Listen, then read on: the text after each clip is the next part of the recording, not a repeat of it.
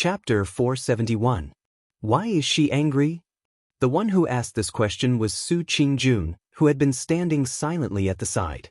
She was from the Kunlun party and had met White Lotus before. Although she had just arrived in Immortal City and did not know much about the entanglement between White Lotus, Lu Chen, and Old Ma in the past, she heard that Lu Chen and Old Ma's words were a little strange. She was also a smart and sensitive woman, so she asked directly. Lu Chen was stunned and did not know what to say for a moment. He looked at Old Ma.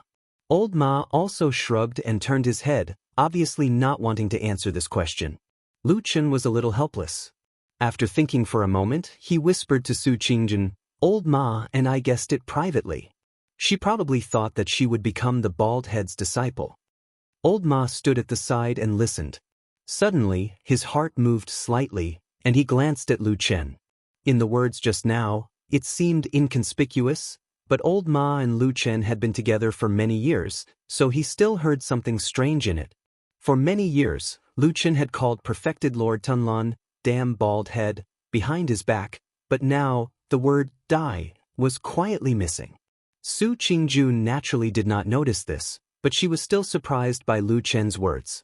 She said in astonishment, "Wasn't White Lotus the disciple of Hakushin Jinkuan? Why would she think of—" Lu Chen shook his head and said, "Not everyone thinks the same as you." With that, he roughly told Su Qingjun about what had happened to White Lotus these days. After listening, Su Qingjun was silent at first, and then she shook her head gently with some pity on her face. She said, "It seems that White Lotus is a little pitiful. At a young age, her master unfortunately passed away before she succeeded in her cultivation. Now she has been taken to stay with Martial Granduncle Tianlun. Maybe she just wants to find someone to rely on." Pitiful? Lu Chen seemed to disagree with Su Qingjun's comment. He said, "That little girl is much more powerful than you think. Don't underestimate her, and don't sympathize with her. Otherwise, you will suffer a big loss in the future." Su Qingjun glanced at Lu Chen with slight surprise and said, "What's wrong with you? You're actually so harsh to a little girl?" Lu Chen was speechless for a moment. It was no wonder that Su Qingjun would behave like this. Indeed, when White Lotus was on Kunlun Mountain in the past, except in front of him, she would show a fierce side. In front of others, she was quiet and peaceful. It seemed that she had really deceived a lot of people. At this time, the door of the prison in front of them opened. Lu Chen did not want to continue on this topic, so he greeted them and walked inside. Su Qingjun seemed to be a little concerned about the relationship between Lu Chen and White Lotus. It seemed that she wanted to say something more. When she took a few steps forward, she suddenly saw Lu Chen turn back and suddenly smile at her. His smile was a little strange. Su Qingjun was a little surprised and said, "Why do you look at me like this?" Lu Chen said with a smile, "I thought of a very funny thing. The seniority between us is like a mess.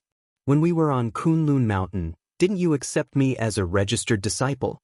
Now here, your master, Masato Kihara, has to call Tianlan martial uncle. Then you will become a junior to me, won't you?" Su Qingjun thought it was true. She snorted and walked forward grumpily, saying, "Don't expect me to call you martial uncle." Interrupted by him, Su Qingjun forgot what she wanted to ask White Lotus. As for Lu Chen, he smiled and walked into the dark cell with her.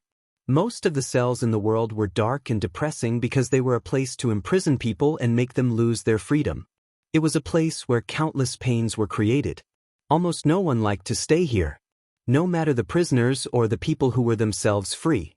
Su Qingjun didn't like this kind of place either, so she was surprised and puzzled that Lu Chen specifically asked her to come here. But she was not a rebellious person. In fact, for so many years, although she carried the name of a genius, she basically didn't do anything too rebellious, whether in her family or in her sect. So she still came here. She was a good daughter in the eyes of everyone in her family. She was a genius disciple in the eyes of her master. Her cultivation was brave and vigorous. It seemed that her life would be smooth sailing according to people's expectations, and she might not even encounter a few big storms. At least so far, Su Qingjun's life was almost like this. The reason why it was more or less the same was because a few years ago, She had also encountered a huge accident and witnessed the death of her younger brother. The past became a knife, hidden in everyone's hearts. From time to time, when they thought of it, they would be cut, which made people feel a little sad. Lu Chen led Su Qingjun forward and from time to time introduced the situation in a low voice to her. As for old Ma, he had been following behind them, his eyes vigilantly looking at the cells around them. This prison was specially set up by the Fuyun office to imprison the evildoers of the devil cult. After so many years of blood feud, of course the Fuyun office would not be courteous to these mortal enemies. Therefore, this prison was very dirty, very messy, very dark, and very smelly. It was very much like the dark place in those stories where all the evildoers gathered. It was very disgusting. The prison cells on both sides of the road, other than the hard and wide stone walls, were almost all surrounded by iron bars as thick as a wrist. Most of the prisoners locked up here, which were the evil cult's evil people and captives, all looked lifeless. They hid in the dark corners of the cells, as if they were afraid of the light. Occasionally they would look with hatred, or with completely numb eyes at the figures who had just passed by, sitting motionless in the dark.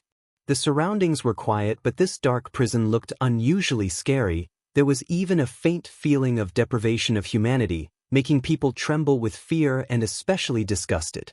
Both Lu Chen and old Ma were indifferent to the uncomfortable situation in this prison. They indifferently walked forward, as if they did not feel anything around them. Only Su Qingjuan's expression turned uglier as she walked, especially when she gradually went deeper into the prison. Slowly she saw more and more terrible mirror images. Her face started to turn pale. In the cells in the depths of the prison, the prisoners locked up were obviously of a higher status, and their cultivation was also stronger. However, more countermeasures had also appeared. Some were chained up, some wore heavy shackles, and some were covered in blood.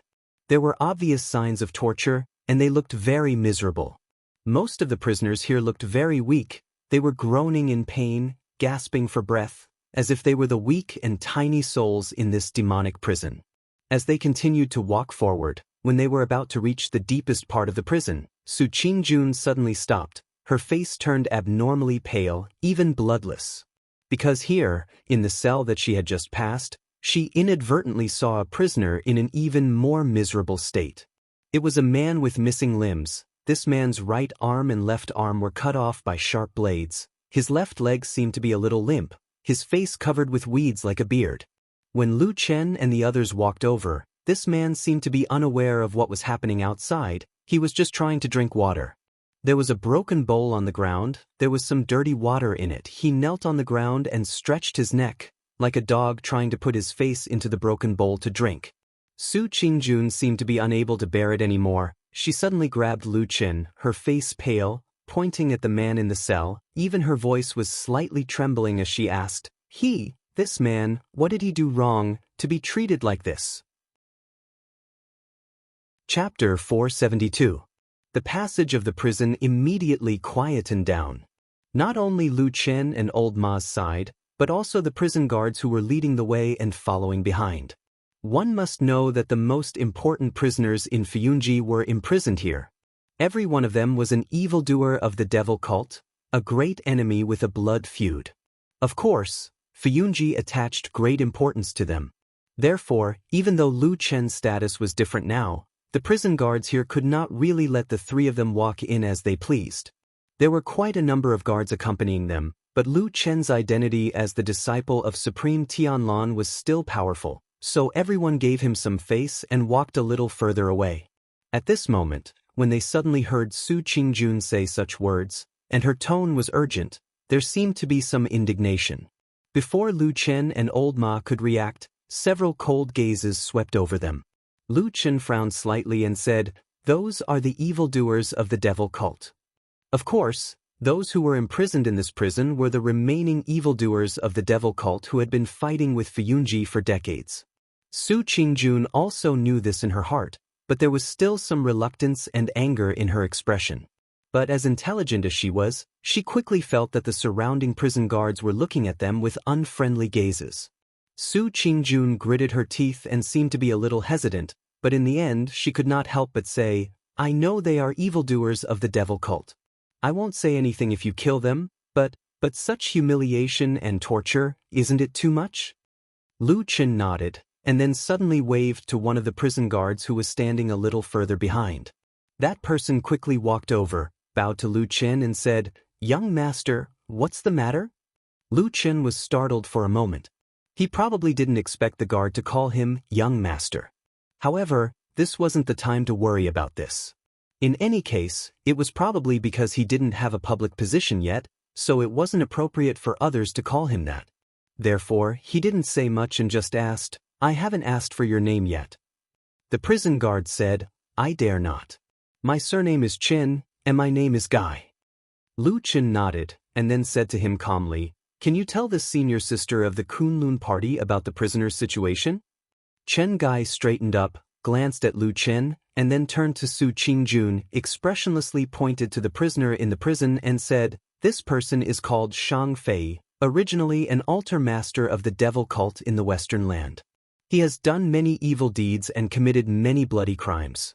We caught him 2 years ago and locked him up here." At this time, old Ma, who was standing at the side, suddenly made a sound of surprise, but no one noticed him. Only Lu Qin glanced at him out of the corner of his eye, and found that old Ma was looking at the mutilated devil cult prisoner through the iron bars. Lu Qin did not care about him, and quickly continued to ask Chen Guy, "What's the matter with the injuries on his body?" Chen Guy said, "Some of them are injuries from when we first arrested him, and some are from when we interrogated him." A trace of anger flashed across Su Qingjuan's face, and she said, "We, the Zhengxianmeng, are the leaders of the world's righteous faction. How can we?" Before she could finish her words, several gazes from the side, including Chen Guy's, became a little unhappy. Lu Qin shook his head, and after a moment of silence, he said to Chen Guy, "This Shiji Su, she probably did not know about those things before, so please forgive her." Chen Guy nodded slowly, and his expressions softened a little. At the same time, he seemed to feel that the atmosphere here was inexplicably tense, and waved to the surrounding people. Those cold gazes immediately left, and everyone seemed to be relieved. Lu Qin said again, "How about this? Can I trouble you to tell Shiji Su what this person has done?" Su Qingjun was stunned for a moment, and her heart skipped a beat. She had a faint feeling that something was not right. Chen Guy, who was in front, did not hesitate too much. After nodding slightly to Lu Qin, he said, "This Shang Fei is the altar master of the devil cult. He looks gentle on the surface, but in fact he is an extremely violent demon. The number of people killed by him adds up to at least 100, and as for the murders committed by the devil cult demons under his command, it is innumerable. Moreover, this person is vicious by nature. He often tortured his captives, and even skinned them. Several of our brothers in Fuyunji died in his hands." Su Qingjuan's face gradually turned pale. At the end of the story, Chen Guy turned around, looked at her, and said, "Miss Su, you are the proud daughter of a famous sect, so you probably don't understand these dirty and disgusting things. But in this place, these people deserve it. You don't have to plead for them." Lu Qin walked over from the side, looked at Su Qingjuan's unusually ugly face, and did not say anything. He only whispered a few words in Chen Guy's ear. Chen Guy turned back to look at him, and then nodded. It seemed that he agreed. Lu Qin cupped his hands to show his gratitude. Then, they continued to walk forward. Chen Guy seemed to be a chatterbox, and walked in front of everyone. Every time they passed by a cell, he would speak about the identity and origin of the prisoner, and then introduce the various evil deeds of the person. Although his tone was very calm when he spoke, but the words between the lines made people tremble with fear. The darkest side of this world, those unimaginable and indescribable evil and terrible horrors, slowly surfaced. The gloomy, dirty, and smelly prison seemed to have turned into a terrifying hell. Hundreds of ghosts walked in the night, horrible to look at. There were no images, and there were no screams and whimpers, but just imagining the images seemed to be suffocating. Su Qingjuan's hands slowly clenched, and her footsteps became heavier and heavier. Old Ma looked worriedly at the girl's pale face, hesitantly gave a look to Lu Qin. Lu Qin was silent for a moment, walked to Chen Guy's side, gently patted his shoulder, and then whispered a word of thanks. Chen Gai also nodded to Lu Chen, and then walked back and stood together with his other guards. Lu Chen walked to where she was, and stood with Su Qingjun, her face pale and breathing rapidly. He looked at the girl's eyes that seemed to suddenly be in a daze and whispered, "Now you know what kind of lunatics we are going to face?" Su Qingjun closed her eyes in pain, and after a while, softly said, "Why did you bring me here and tell me all these?" Lu Chen said, "I am too lazy to meddle in other people's business, but you may have fought with people before, but you definitely have not really come into contact with these lunatics. I called you over today, to let you see this place, is to let you at least be prepared, although the evil sect is weak now, and their strength is not what it used to be, but if there is a fight in the future, you must not have any kind thoughts of leniency." He stared at Su Qingjun, said, "I have seen with my own eyes, some good faction cultivators gained the upper hand in the battle with the evil sect, but in the end they were soft-hearted and not ruthless enough, and were suddenly overturned and lost their lives." After a pause, the corner of his mouth seemed to twitch slightly. Among them, there were also some beautiful girls, because of this, fell into the hands of the evil sect. Su Qingjun was startled, looked at Lu Chen's ugly face and couldn't help but asked, "What happened to them?" Lu Chen silently looked at Su Qingjun. For some reason, Su Qingjun at this time suddenly did not dare to look directly at this man's eyes. Her heart started to beat faster, as if she felt something. After a while, Lu Chen indifferently said, "Believe me, you don't want to know about those things." After speaking, he turned and continued to walk deeper into the prison. Ahead seemed to be reaching the end, which was also the last and most important prison cells. But at this moment, suddenly, Su Qingjun grabbed his hand. Her grip was so strong that even Lu Chen felt a trace of pain. Su Qingjun's face right now looked a little scary, so pale that it was frightening. Without a trace of blood, her eyes stared at Lu Chen's eyes, as if there was a ball of fire burning. After a moment, she opened her mouth, her voice low, word by word said, "Why are you so clear? Don't tell me you saw it with your own eyes at that time." Once the words were said, the inside and outside of the prison, suddenly a dead silence, everyone's eyes, including those prison guards, even those sneaky cold eyes in the dark corners of the prison cells, all fell on Lu Chen. That gaze fell on him, as sharp and cold as a knife. Just like for so many years, the cruel pain that Lu Chen had to bear. Chapter 473. Lu Chen stood there, enduring the strange stares from the surrounding people, silent and did not speak a word. He looked at Su Qingjun's pale face, her eyes although angry but still clear, like a mirror that had never been tainted by dust. Right and wrong? Right and wrong? Or perhaps only innocence, a pure heart untainted by dust. Was it because someone had once opened his arms in the darkness, used his chest and body to resist the raging tide that filled the sky? But everything that he had done in the past, was it really all right?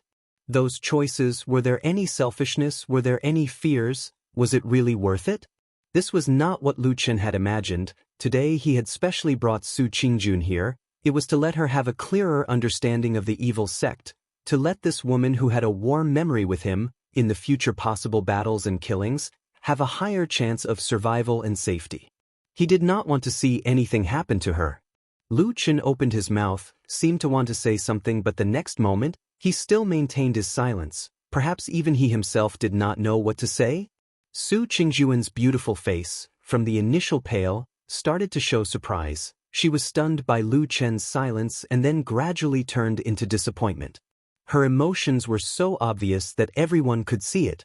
She gently shook her head, looked at Lu Chen, and finally softly said, "I didn't expect you to be this kind of person."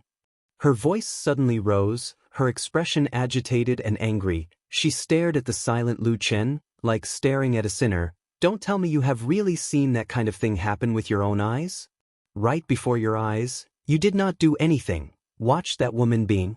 She did not continue her words. Perhaps she had never really seen that cruel scene, or perhaps she was too kind-hearted to say those malicious words, but just by imagining, right now it seemed to be enough to make the surrounding people's gazes turn into sharp whips, nailing that silent man on the invisible wooden frame, whipping him countless times. Covered with scars. Covered with cuts and bruises. That wooden frame was called justice. Also called morality.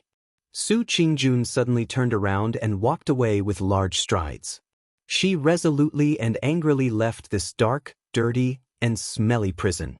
She didn't want to stay in this disgusting place for even a moment.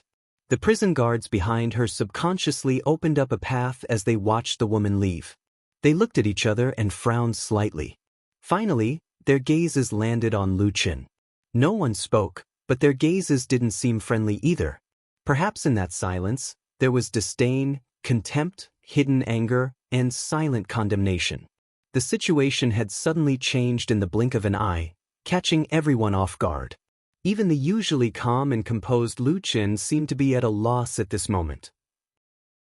Fortunately, at this moment, a figure suddenly walked forward and blocked in front of Lu Qin. Then he laughed like a fool. "Ha, what's wrong with everyone? We are here to do something today. Why do you all look so lifeless, ha?" Old Ma smiled and turned around. He patted Lu Qin's shoulder and said, "Let's go, it's just in front." Lu Qin glanced at him, slowly turned around and walked forward with Old Ma. After walking for about 10 steps, they arrived outside the last prison cell. There was a pillar in the prison cell, and on it was a prisoner with disheveled hair tied tightly with iron chains. There were many wounds and bloodstains all over his body. His head was drooping and he looked like he was unconscious. Looking at his face through the messy hair, it was the evil faction sorcerer, Qin He. Old Ma waved to the guards behind him and said, "Open the door, we want to interrogate this person." Accompanied by the clanking of the iron locks, the heavy iron door opened. Lu Qin and Old Ma walked in while the rest of the guards stayed outside. Lu Qin hadn't spoken a single word since the beginning. Even when he walked up to the prisoner, his expression still seemed to be a little dazed. Old Ma looked at him worriedly and looked behind him. Seeing that the prison guards seemed to have a tacit understanding to stand further away, he then heaved a sigh of relief. He walked to Lu Qin's side, lowered his voice and said softly, "I say, are you all right?" Lu Qin slowly shook his head, glanced at the unconscious Qin He and suddenly said, "Today I brought Su Qingjun over. I originally thought that after telling her about the evil faction's vicious methods, she would be on her guard. Finally, when we interrogate this person about Elder Ghost's whereabouts, maybe I will use some of the evil faction's cruel methods to make her understand more deeply." Old Ma gave a wry smile and said, "You really put in a lot of effort. Unfortunately, this matter seems to be messed up." Lu Qin silently nodded and said, "Yes." Old Ma sighed and said, "Actually, a girl like Miss Su, since young, she grew up in aristocratic families and famous sects. What she sees, knows and thinks is different from us. It is really too normal. Let's go." Lu Qin suddenly interrupted his words. Old Ma was taken aback and said, "Not interrogating anymore?" Lu Qin indifferently said, "His injuries are so serious, and those people in Fuyunji's methods, how can they be worse than the evil faction? Till now they have not gotten anything out of him. I reckon I also have no way to pry open his mouth." After speaking, he turned and walked out. Old Ma hurriedly followed. Those prison guards standing outside were shocked, came up and asked, "Both sirs, are you not interrogating the prisoner anymore?" Lu Qin silently walked forward and did not answer. Old Ma gave a dry laugh, pointed to the unconscious Qin He in the cell and said, "That prisoner is still unconscious, and I have taken a look at his injuries. It is really very serious. He cannot withstand the heavy punishment. It will be very difficult to get anything out of him. 2 days later, we will come again in 2 days." The few guards looked at each other, contempt flashed in their eyes, but they did not say anything and very politely sent the two of them out of the prison. Leaving that dark and oppressive prison, even though Old Ma was someone who had seen a lot of the world, he could not help but let out a long sigh of relief, mumbled, "That place is really not suitable for people to stay in." Lu Qin walked beside him, frowning and silent. As they walked, he suddenly glanced at Old Ma. Old Ma's heart jumped for no reason, said, "What? Did I really do something wrong?" Lu Qin asked him in a low voice. Old Ma was speechless. For a moment he did not know what to say. Of course, he would not say that Lu Qin was wrong, but just when he wanted to say that he did not do anything wrong and did the right thing, the scene from not long ago suddenly appeared in his mind. Su Qingjuan's sudden questioning was like a whip lashing at him. The imagined cruel scene in his mind made his words suddenly choke in his throat, unable to come out. After a while, old Ma said bitterly, "Don't let your imagination run wild, it has been so many years. Moreover, back then when you were in the evil cult, if you really wanted to mess around, you would be surrounded by people from the evil cult, wouldn't that be seeking your own death?" As if he had finally found a reason, old Ma breathed a sigh of relief, nodded repeatedly, and said, "So, even if you make a move to save people, most likely you will not be able to save people and will instead harm your own life. It is not worth it, right?" Lu Chen's expression still looked very strange. He seemed to be suddenly immersed in the past, somewhat unable to extricate himself. After a while, his face suddenly became a little pale. Old Ma looked at him, couldn't help but be a little worried, and asked in a low voice, "Are you all right?" "I forgot the name." Old Ma was startled and said, "What?" Lu Chen slowly raised a palm, staring at his own palm. A trace of pain and confusion finally gradually emerged in the depths of his eyes. Even his voice carried a bit of bitterness. "I forgot that woman's name, Old Ma. I completely forgot her. Am I really like those people from the evil cult, born so cruel and heartless?" Lu Chen murmured, his face as pale as paper. Chapter 474. Behind the main hall of the Heavenly Law Hall was a stretch of green mountains. The trees on the mountain were verdant and the scenery was beautiful. At the peak of the mountain, there were clouds floating around all year round. Looking at it, it was like a fairyland. Even in the vast Sky Dragon mountain range, it was a unique and good place. Such a spiritual mountain and blessed land was naturally occupied by powerful people, and this Baimu Peak was precisely occupied by the Heavenly Law Hall's true monarch Tiehu, who was in a favorable position, and became this deity transformation stage true monarch's dwelling in the true immortal alliance. There were many guards at the bottom of the mountain, but there were very few people at the top of the mountain. This was because Tiehu true monarch had issued a ban. No one could rashly go up the mountain without permission. As for the safety of the mountain, there was a deity transformation stage true monarch living there. What would he be afraid of? On the beautiful peak of Baimu Peak, there was a magnificent cave residence. This was Tiehu true monarch's temporary imperial residence. And in the entire Heavenly Law Hall, besides Tiehu true monarch, there was only one person who could freely enter and exit this place. That was Tiehu true monarch's adopted daughter, Song Wenji. Ever since this woman appeared at Tiehu true monarch's side, it seemed that she had always been taking care of this illustrious deity transformation stage true monarch's daily life. Therefore, this could probably be considered as Song Wenji's home. This charming and beautiful woman was lying on the bed, her bright eyes looking at the smooth stone surface of the ceiling. The stone surface was like a mirror, and there was an indistinct reflection of an old body lying on top of her white, soft, plump and beautiful body. The old body was constantly wriggling, and the sound of panting echoed in this quiet stone room, mixed with some strange moans. Her beautiful hair was disheveled, her cheeks were somewhat flushed, and moans were coming from her mouth. Each moan was soft and captivating, but also caused one's blood to boil. It was as if she was deeply immersed in that bewitching passion and was unable to extricate herself. But only her pair of eyes were still quiet, bright and cold. She looked coldly at herself in the reflection and at the woman who was moaning in the flesh. Deep in her eyes, a trace of inexplicable pain and disgust flashed past. Suddenly, the old man's breathing increased by a few notches.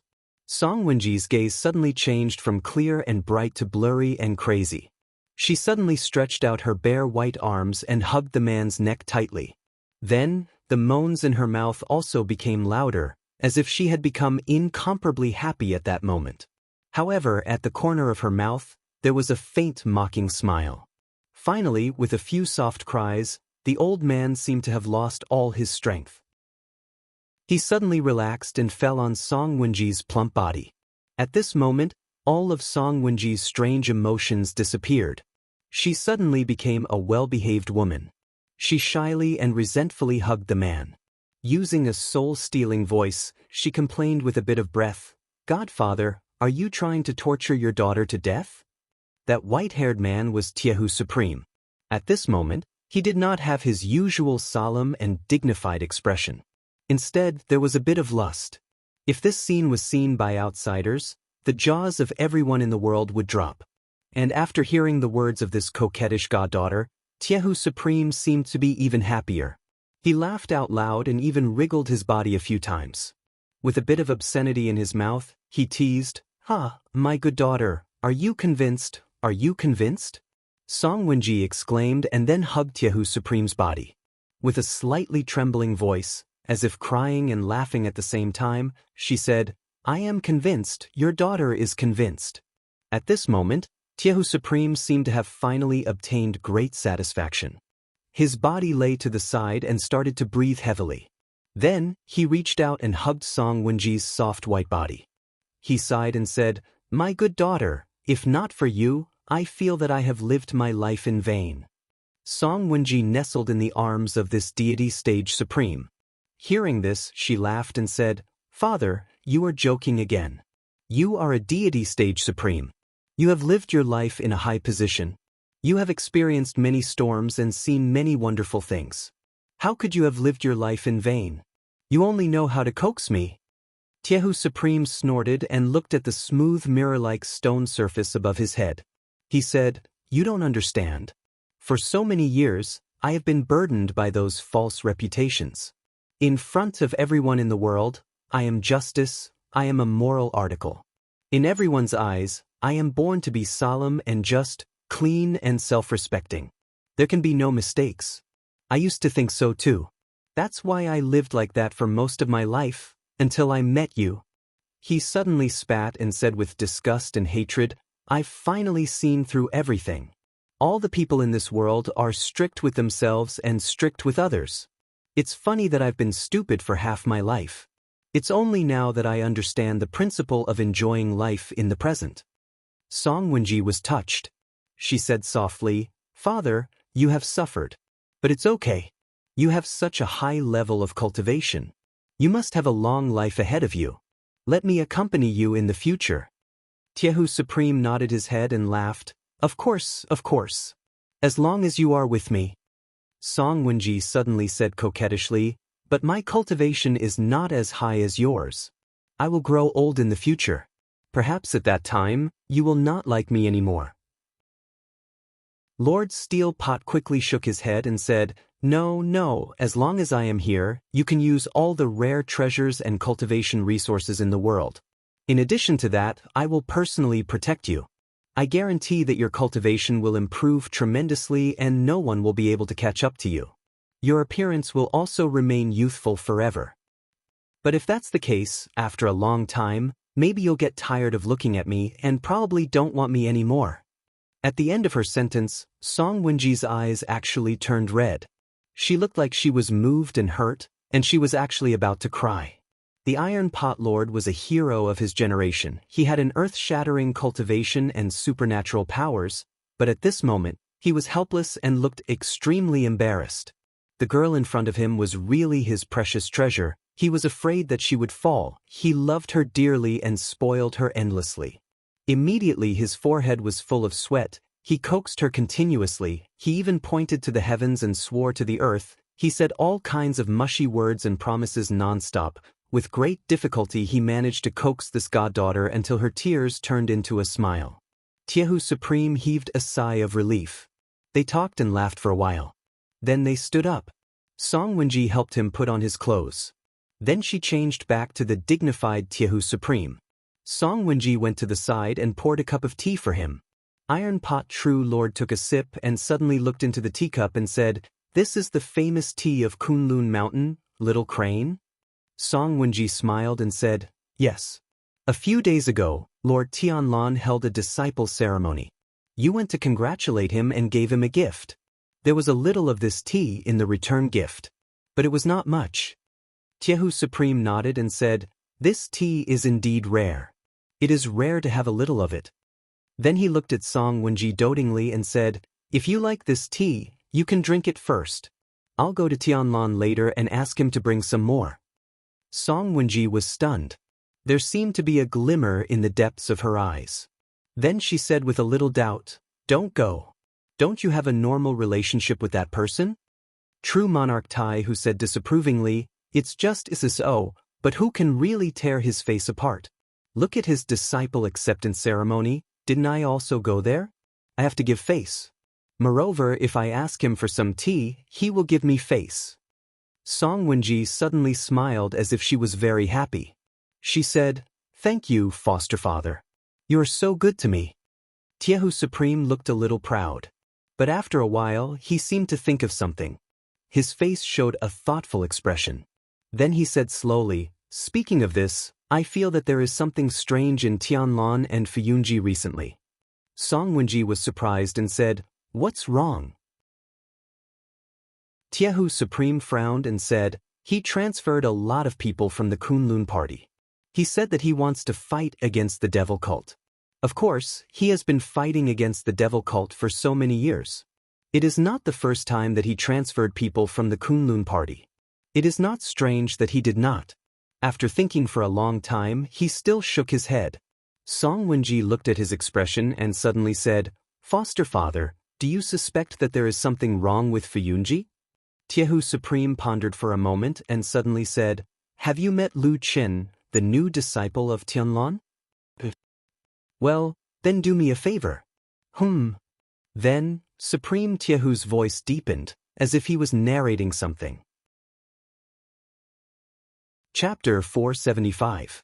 After the sky darkened, the bustling immortal city started to quiet down. Although there were many bustling places that were still brightly lit, and the laughter of welcome and farewell echoed in the night, most places still entered the silence of the night. In the alley behind the horse-washing bridge, a white-clothed girl walked over alone, and stopped in front of that house. Her figure seemed a little lonely, and her face faintly looked a little haggard. But from her expression, she had already recovered her initial calmness and beauty, and once again became a fairy that didn't eat the food of the mortal world. She was White Lotus. She stood at the door for a while, and using some unknown method, she gently opened the door and then walked in. Far behind her, on the horse-washing bridge outside the alley, two black figures slowly appeared. Seeing White Lotus walk into the house, they looked at each other, and seemed to have a feeling of relief. Finally returned. "Following this little grandaunt for a few days and nights, I'm almost exhausted to death." "Come on, at least she's safe and sound. Last night, you saw her walk to the edge of the immortal city. If she took another step forward, she would have crossed the boundary." My heart was hanging in my throat. The person in front said in a low voice, "What did you say?" The person at the side was startled, and then smiled bitterly, "Don't let your imagination run wild. That little girl is so beautiful, how many have you seen? I really don't want to kill her, but if I really did, I still feel that it would be a pity." The person in front was silent. He probably felt the same way. After a while, he said unhappily, "Forget it. In any case, the orders from above are not to leave the city. Once you cross the border, you are not to be left alive. I don't know if that girl feels that way, but in any case, it's fine if she returns now." "Big brother, who do you think gave the order to kill her? It's really ruthless?" "Ruthless what? You talk too much." The person in front was startled and covered the mouth of the person next to him. Then he looked around vigilantly. After confirming that there was no movement around, he let go of his hand and shouted in a low voice, "Are you crazy? White Lotus is with Immortal. How dare you talk nonsense about this?" That person's neck shrank in fear. He seemed to have suddenly thought of something and looked at the house with some fear. The person in front also looked over. After a while, he seemed to be a little emotional. He sighed and said, "Let's go. That girl's fate is not good, but it's not our fault. Someone will be coming over to take over later. Go and rest." The two shadows once again disappeared into the darkness, leaving only the silent night surrounding the houses. On the grass in the courtyard, the black dog was lying on the ground with a pair of dog eyes closed. It seemed that he had fallen asleep. Lu Chen was lying next to Atsu. His eyes were staring at the faint twinkling stars in the dark night sky, his body lying motionless. At this time, a voice came from the side. I say, what's so good about those stars in the sky? Why did you look at them for so long? Lu Chen turned around and looked at old Ma, who was holding a wine pot and drinking by himself. He shook his head and said nothing. Old Ma was a little helpless. He said, I say, you don't have to be like this, right? I've known you for many years. Don't talk about that stupid thing where you leave people to die. How many lives have you killed and how much blood have you seen? Your heart will only be harder than mine, not softer than mine. Why are you suddenly so inexplicably unable to think things through today? He suddenly seemed to think of something. A strange expression flashed across his face. He looked down at Lu Chen and said, Don't tell me, you really have some feelings for Su Qingjun? That's why you care so much about what she says? Lu Chen frowned. When he was about to speak, he suddenly heard light footsteps coming from the corridor ahead. Lu Chen and old Ma were both taken aback. They turned their heads to look at the source of the voice. A while later, they saw the white-robed Bai Lian walk out from the shadows of the corridor. She walked all the way to the courtyard and stood in front of them. Lu Chen and old Ma both stood up. Old Ma spoke first with a smile. White Lotus, you're back? White Lotus responded and nodded to him. Then she looked at Lu Chen. Lu Chen gave a hollow laugh. He felt a little uncomfortable. But after hesitating for a moment, he still said, White Lotus, I really didn't mean to do this to you, I know. White Lotus interrupted Lu Chen. She looked calm and said, I've thought about it. It's my fault. I used to think that I was destined to have a smooth life because I have the talent of 5 pillars. Everyone would value me. Even after my master passed away, the other elders in the sect would do the same. But now I know that it doesn't include martial uncle Tianlun. I was too optimistic. Lu Chen and old Ma looked at each other and didn't know what to say for a moment. White Lotus was silent for a moment and said, I'm a little tired. I'll go to bed first. As she said this, she turned around and walked to her room. Unexpectedly, she was suddenly stopped by old Ma. White Lotus looked over with some surprise, only to see old Ma smile awkwardly. He turned around and ran into the house first, then tossed and turned inside for a while. Finally, he ran out with a large pile of bedding and clothes. He smiled dryly at White Lotus and then ran into Lu Chen's house. White Lotus was silent for a while and turned to look at Lu Chen. Lu Chen had an awkward expression on his face. He coughed dryly and smiled a little unnaturally. Old Ma lives at my place, and he's been getting bullied by Atu all day long. He can only sleep on the floor. Plus, you had such a big reaction that day and we couldn't find you for a few days, so he thought you wouldn't come back. White Lotus snorted and glared at him. Then she strode past Lu Chen. Lu Chen quickly stepped aside as if he had done something wrong. When White Lotus was about to reach the door of the room, she suddenly turned around and called, Hey! Lu Chen said, What's wrong? White Lotus stared at him and said after a while, Do you think I'm still useful to martial uncle Tianlun? Lu Chen's heart suddenly tightened. Then he smiled and said, You're so powerful. Of course, you're useful. White Lotus nodded. It seemed that the fierceness and uneasiness hidden deep in her eyes softened a little. Then she turned around and went into the room. Lu Chen looked over there for a long time until old Ma walked back to him. Lu Chen looked back at him and saw that old Ma's face was a little strange. He couldn't help frowning and asking, What's wrong? Old Ma sighed softly and lowered his voice, saying, You should know in your heart that she's useless. Lu Chen was silent. Seeing that his face was a little ugly, old Ma shook his head and changed the topic, saying, Forget it. Let's not talk about this. Anyway, it doesn't matter what we say. You haven't answered me yet. What were you thinking about when you were in a daze for so long? Lu Chen was silent for a moment and suddenly said something without rhyme or reason. Her name is Song Hui. Old Ma was stunned and asked, What do you mean? Lu Chen said slowly, I've thought about it for a long time and carefully recalled it bit by bit. Finally, I remembered the name of the dead woman. Her name is Song Hui. He turned to old Ma and said with a serious look on his face, Do me a favor, old Ma. Go and check this woman's background. Chapter 476. When the sun rose in the early morning, the soft sunlight shone through the gap of the window and turned into a beam of pale golden light falling on the bed. White Lotus was wrapped in the quilt, curled up into a ball and slept. Her slender eyelashes flickered occasionally, and her face was slightly pale. She looked like a frightened kitten, slightly trembling in her dream. When the ray of sunlight finally moved to her eyes, perhaps it was because of the dazzling light, or perhaps it was because of the warmth, Bai Lian's body suddenly trembled. She cried out in surprise and sat up abruptly. She opened her eyes wide and looked forward. What came into view was the familiar furniture of the house, the white walls, the tables and chairs.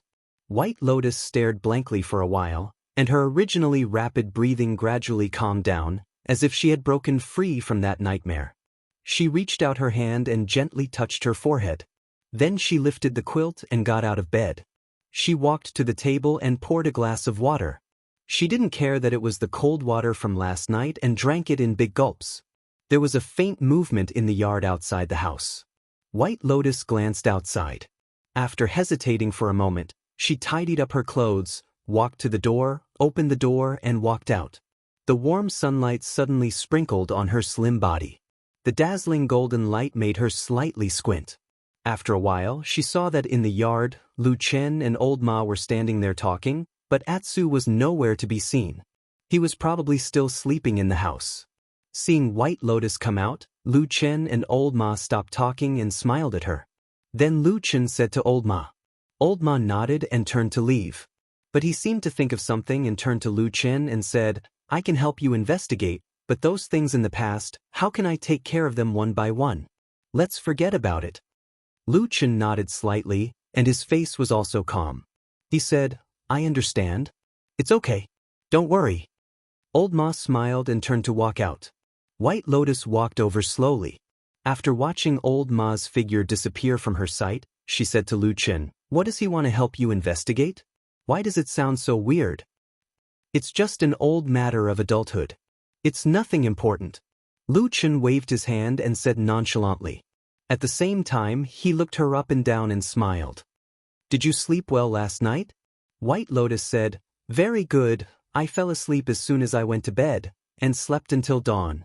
If you don't sleep for several days and nights, you'll probably end up like this too. Lu Chen's eyes flickered as he looked at White Lotus. What's wrong?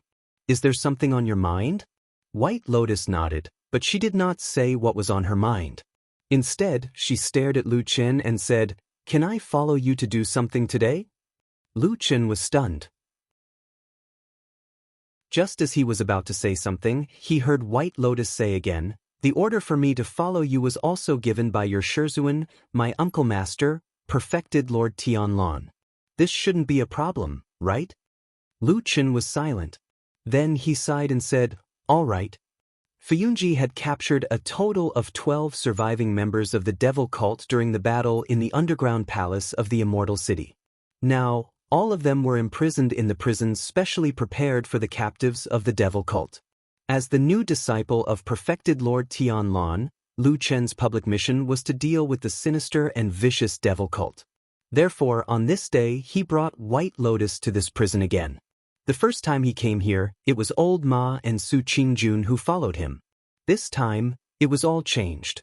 She became a white-clothed girl who looked exceptionally beautiful and had the temperament of a fairy. However, from the strange looks of the prison guards, it could be seen that White Lotus's temperament did not seem to be too harmonious with this place.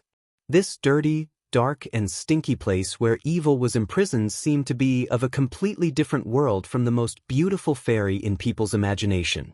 However, White Lotus did not seem to care about this. She calmly followed Lu Chen into this dark place. At Lu Chen's request, the guards brought them to the room that was used to interrogate prisoners, which was the so-called interrogation room. As for the prisoners, of course, they were the surviving members of the devil cult who had been captured recently. However, after careful questioning, the leader, Qin He, was seriously injured and unconscious and could not be interrogated for the time being. There were also 6 or 7 people, so in the end, only 5 people could be brought over. While the others were waiting outside, Lu Chen and White Lotus were also sitting in this interrogation room. Then, they looked at the various torture instruments stained with dark red blood around them and looked at each other speechlessly. A faint smell of blood seemed to permeate this place, causing people to feel nauseous. It also caused people to feel a chill down their spines. Lu Chen was silent for a moment and whispered to White Lotus, "This place is not suitable for you. Why don't you go back first?" White Lotus slowly shook her head and said, "I will help you here." Lu Chen frowned and said, "What will you help me with?" White Lotus looked at him and said softly, "I can help you with anything you want to do." Lu Chen frowned even more and said, "What are you thinking?" White Lotus took a step forward and looked at Lu Chen and said, "No matter what you want me to do, I can help you. But can you please tell Martial Uncle Tianlan that I still have some use for you when you see him later?" Lu Chen suddenly became silent. After a long while, he smiled bitterly and said, "There is no need to do that, I don't want to die." White Lotus suddenly interrupted him. She stared at Lu Chen's eyes and suddenly grabbed Lu Chen's hand. She held it tightly and said word by word, "Do you dare to tell me that Martial Uncle will definitely not kill me?" Lu Chen was speechless. White Lotus's body trembled slightly and then she slowly lowered her head and said, "He publicly accepted you as his disciple. It means that he is no longer afraid and doesn't have to worry about anything. I am probably useless to him, right?" She gritted her teeth and suddenly her eyes became a little red. She whispered, "I am only 14 years old. I don't want to die." Lu Chen forced a smile and pulled his hand out of her soft palm and said, "There is no evidence. Maybe you are thinking too much. By the way, look at your second senior brother. He's fine. I am a Wuzhu talent." White Lotus's face was pale and she said in a trembling voice, "Wuzhu, if I can't be his disciple, then in the future, he will think about the dead senior brother every day and leave behind a rare Wuzhu talent disciple. If it were you, what would you do?" Lu Chen's mouth squirmed, but in the end, he didn't say anything. Some truths, in fact, everyone understood it in their heart. They just pretended not to understand until others tore off the disguise and put the cruel and bloody facts in front of them. Dong dong dong. There was a knock on the door. White Lotus wiped her eyes and walked over to open the door. At the same time, she murmured, "Let me help you. In this world, besides you, who else will he listen to?" Lu Chen stood in the same place, silent. When Old Ma arrived outside the prison, it was the time of the day when the sun was at its brightest. However, standing at the entrance of the prison, the chilly wind that blew out from inside still made people shiver in their hearts. It was a bit bone-chilling. However, he didn't enter the prison because Lu Chen and White Lotus also came out at this time. When Old Ma was about to speak, he found that both of their faces didn't look good. Old Ma looked at them suspiciously, then he pulled Lu Chen aside and whispered, "Are you okay?" Lu Chen hesitated for a moment and looked at White Lotus, then he sighed and said, "I'm fine." Old Ma followed his gaze and was suddenly startled. He saw White Lotus standing alone under a tree over there. She looked as cold as usual, but for some reason, it always made people feel a little strange. After a moment, Old Ma suddenly frowned and his eyes swept over White Lotus. He saw that the hem of her white dress was stained with blood in several places. Even her soft and white palms were dyed dark red. It was a ghastly sight. Old Ma's heart suddenly jumped and he subconsciously swallowed his saliva. Looking at the silent figure of the girl, he casually asked, "Did you find out anything?" Lu Chen said, "Yes."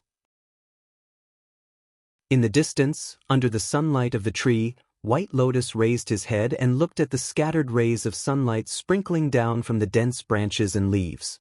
He narrowed his eyes slightly, and then seemed to feel a chill in his body, and his body trembled.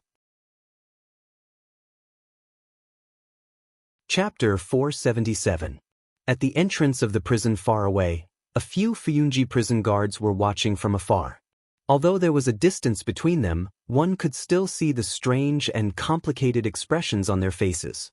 And most of their gazes were on White Lotus, who was quietly standing under the big tree. White Lotus seemed to be unaware of the gazes from the outside. She squinted her eyes and looked up for a while. Then she pulled out a silk handkerchief and started to wipe her hands. The red blood stains dyed the white silk red, making the handkerchief dirty. But the blood stains on her palms only lightened in color. She was unable to wipe them clean. White Lotus wiped them hard, bit by bit, as if she was very patient. Old Ma frowned, retracted his gaze and said to Lu Qin in a low voice, "What did you get from her?" Lu Qin said, "There are 3 secret nests of the evil faction in Immortal City that we didn't know about before. And there are more than 20 spies lurking in Immortal City." Old Ma said, "The previous incident was so big, these evil faction remnants that we didn't catch most likely all ran away?" Lu Qin nodded. He had obviously thought of this as well. "That's true. We've been delayed here for a few days, so I'm guessing that a lot of them have escaped. However, some of them are single-person contacts, and they're well-hidden spies. If we don't contact them, they might not make a move." Old Ma nodded and said, "This is a good harvest. Usually it's hard to get information out of them." As he spoke, he turned his head to look under the big tree. After a moment of hesitation, he asked Lu Qin in a low voice, "How did she ask? Is her method very powerful?" On the word powerful, Old Ma intentionally or unintentionally emphasized it. Lu Qin also understood what he meant. He said in a deep voice, "Very powerful." Old Ma sucked in a breath of cold air. He looked surprised and said, "She is such a delicate little girl and grew up in an aristocratic family. How could she know this kind of method?" "Who knows?" Lu Qin shook his head and muttered. At the same time, the scene of him and Atsu meeting White Lotus for the first time on Kunlun Mountain suddenly appeared in his mind. At that time, in the deep forest, the wild beasts were covered in wounds and blood. It was a terrible sight to behold. Even now, when he recalled that scene, Lu Qin seemed to be able to smell a strong stench of blood. Old Ma saw that Lu Qin's expression was a little ugly, so he asked, "What's wrong?" Lu Qin was silent for a moment, then he shook his head and said nonchalantly, "I'm fine." Old Ma did not pursue the matter. He changed the topic and asked, "These are all trivial matters. What about Elder Gui? Did you find out the whereabouts of that person?" Lu Qin said, "I did ask, but even in the evil faction, that old tortoise only contacted Qin He. All the other evil faction, evil people have never seen this person." Old Ma was taken aback. His face turned a little ugly and said, "This guy is very careful." These few years, the evil cult had been on the decline and they were also being chased by the True Immortal Alliance and the Fuyun Agency, these huge organizations. Therefore, it was not surprising that the only remaining elder ghost was exceptionally careful. However, as the highest-ranking elder in the entire evil cult, he was actually so cowardly that he only contacted one person. This still made one somewhat speechless. "Then we can only interrogate Qin He?" Oma asked. Lu Qin nodded and said, "Let's wait for him to wake up first." As he said this, he glanced at Old Ma and slightly raised his eyebrows. He said, "Didn't you say you were going to investigate that matter this morning? Did you find anything?" After hearing his words, Old Ma suddenly had a strange expression on his face. He first looked left and right, then pulled Lu Qin 2 steps to the side and whispered, "That woman's name, did you remember wrongly?" "Remember wrongly?" Lu Qin looked at him in astonishment. Then he frowned and thought carefully for a while. Finally, he firmly said to Old Ma, "Yes, it is the name Song Hui." Old Ma sighed and said, "There is no woman with this name in Zheng Xianmeng's name list." Lu Qin's expression changed. Old Ma nodded and replied with certainty, "I've looked through all the people with the surname Song, and there is no such name." Lu Qin fell silent for a while. It should be known that Zheng Xianmeng could almost be regarded as the most prosperous and powerful cultivator organization in history. In addition to the many extremely powerful cultivators, it relied on all kinds of comprehensive rules. All the cultivators who had joined Zheng Xianmeng would definitely be recorded in the name list. Therefore, if there was no Song Hui on the name list, there were only 2 possibilities. One was that Lu Qin remembered the woman's name wrongly. The other was that he remembered the woman's identity wrongly. Perhaps she was not from Zheng Xianmeng. This was also the situation Old Ma was thinking about. But after frowning and thinking for a long time, Lu Qin finally said to Old Ma with certainty, "If I remember correctly, that woman is indeed from Zheng Xianmeng." Old Ma spread out his hands helplessly. Lu Qin was silent for a moment and suddenly said to him, "There is another secret name list in Zheng Xianmeng." Old Ma was shocked and whispered, "Didn't you say she was not a shadow of Fuyunji?" Lu Chen nodded and slightly frowned. I remember she is not. But just in case, can you help me to check again? Old Ma showed an awkward expression and said, that is a name list specially for you shadows. In the whole Sky Dragon Mountain, only Lord Immortal and Hall Master Shui Ying can read it. If I go there rashly? Lu Chen looked at him and then slowly said, forget it, I will ask Shui Ying for it. After saying that, he turned around and left. But before he left, he looked back at White Lotus but saw that White Lotus did not look at them from beginning to end. She just stood there quietly and wiped her hands with a silk handkerchief.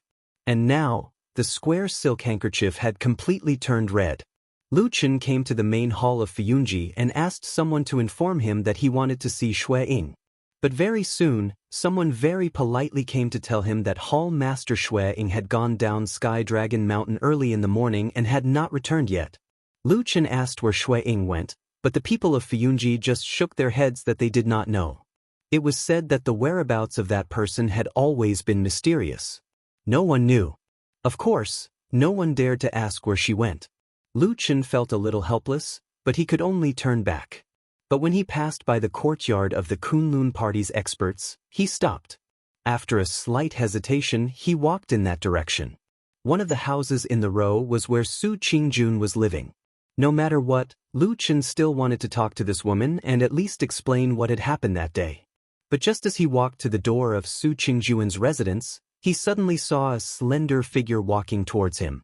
She was charming and beautiful, and her eyes were like water. It was Song Wenji, whom he had not seen for a long time. At the same time, Song Wenji also saw Lu Chen. A smile immediately appeared on her face. Like a lotus leaf blown by the wind, she walked over with snake-like steps and stood in front of Lu Chen. She smiled and said, where are you going, junior brother Lu? You called me junior brother? Lu Chen was a little surprised. Song Wenji laughed and said, isn't that normal? Your master, true Lord Tianlan, and my foster father, true Lord Tiehu, have been best friends for many years. I became his foster daughter much earlier than you, so it's not too much for me to call you junior brother, right? Lu Chen smiled bitterly. He cupped his hands in front of his chest and said, whatever. Song Wenji's charming eyes moved. Suddenly, she smiled sweetly and said, it's rare to meet you. My house is not far in front. Why don't you come to my house and have a cup of tea? Lu Chen shook his head and was about to refuse. He said, I'm sorry, Song Wenji covered her mouth and interrupted his words. She seemed to be in high spirits and in a good mood. She smiled and said, I'll let you witness my tea ceremony skills. Oh yes, my tea is also good. Speaking of which, we are fated. It's your Kunlun Mountain's famous tea, Little Crane. Little Crane. Lu Chen's expression suddenly changed. After a while, he let out a long breath and said, then I'll have to trouble you. Song Wenji giggled like a coquettish spring flower blooming. For a moment, her beauty was unparalleled. It was as if her whole person had brightened up. She pointed her fair finger forward and said, it's just in front. Follow me. Chapter 478. Just as Lu Chen and Song Wenji were about to leave, they suddenly heard a squeaking sound coming from the door not far away, and then it was pushed open. Then Su Qingjun came out. There were 2 stone steps at the door. Su Qingjun was standing on the stone steps and was about to go down when she saw the figures of Lu Chen and Song Wenji standing together. There was a hint of surprise on her face. Her eyes lingered on Song Wenji's charming face and enchanting figure for a moment, and then fell on Lu Chen. Lu Chen didn't know why, but he suddenly felt a little embarrassed. He wanted to say something to Su Qingjun, but he didn't know what to say for a moment. He just smiled at her and nodded. Song Wenji, who was next to him, was also a smart and astute woman. At a glance, she could tell that the situation between the man and the woman seemed to be a little different. Her eyes flickered for a moment, then she smiled at Lu Chen and said, Senior brother Lu, who is this? Her words were spoken in an unusually gentle manner. Coupled with her watery eyes and gentle smile, she was truly charming but not obscene. She was a beautiful woman who could make anyone's eyes light up and feel tender affection for her. Lu Chen saw that Su Qingjuan's face quickly became cold, and was speechless for a moment. After shaking his head slightly, he said, "Let me introduce you. This is Su Qingjun of the Kunlun Party. Qingjun, this is junior sister Song Wenji of the Heavenly Law Hall of Zhengxianming. She is the adopted daughter of the Iron Pot Immortal. A while ago, she helped us track down the evil people in the Immortal City." He purposely emphasized the word, help. It was obvious that Song Wenji's previous help was actually a hindrance. However, Song Wenji didn't seem to hear this at all. She smiled at Su Qingjun and said, "Shiji Su, this is the first time we meet. I don't know if you have time now. Why don't you go have tea with us?" Su Qingjun frowned and glanced at Lu Chen. Song Wenji laughed and said, "That's right. It wasn't easy for me to invite senior marshal brother Lu to my place to drink tea.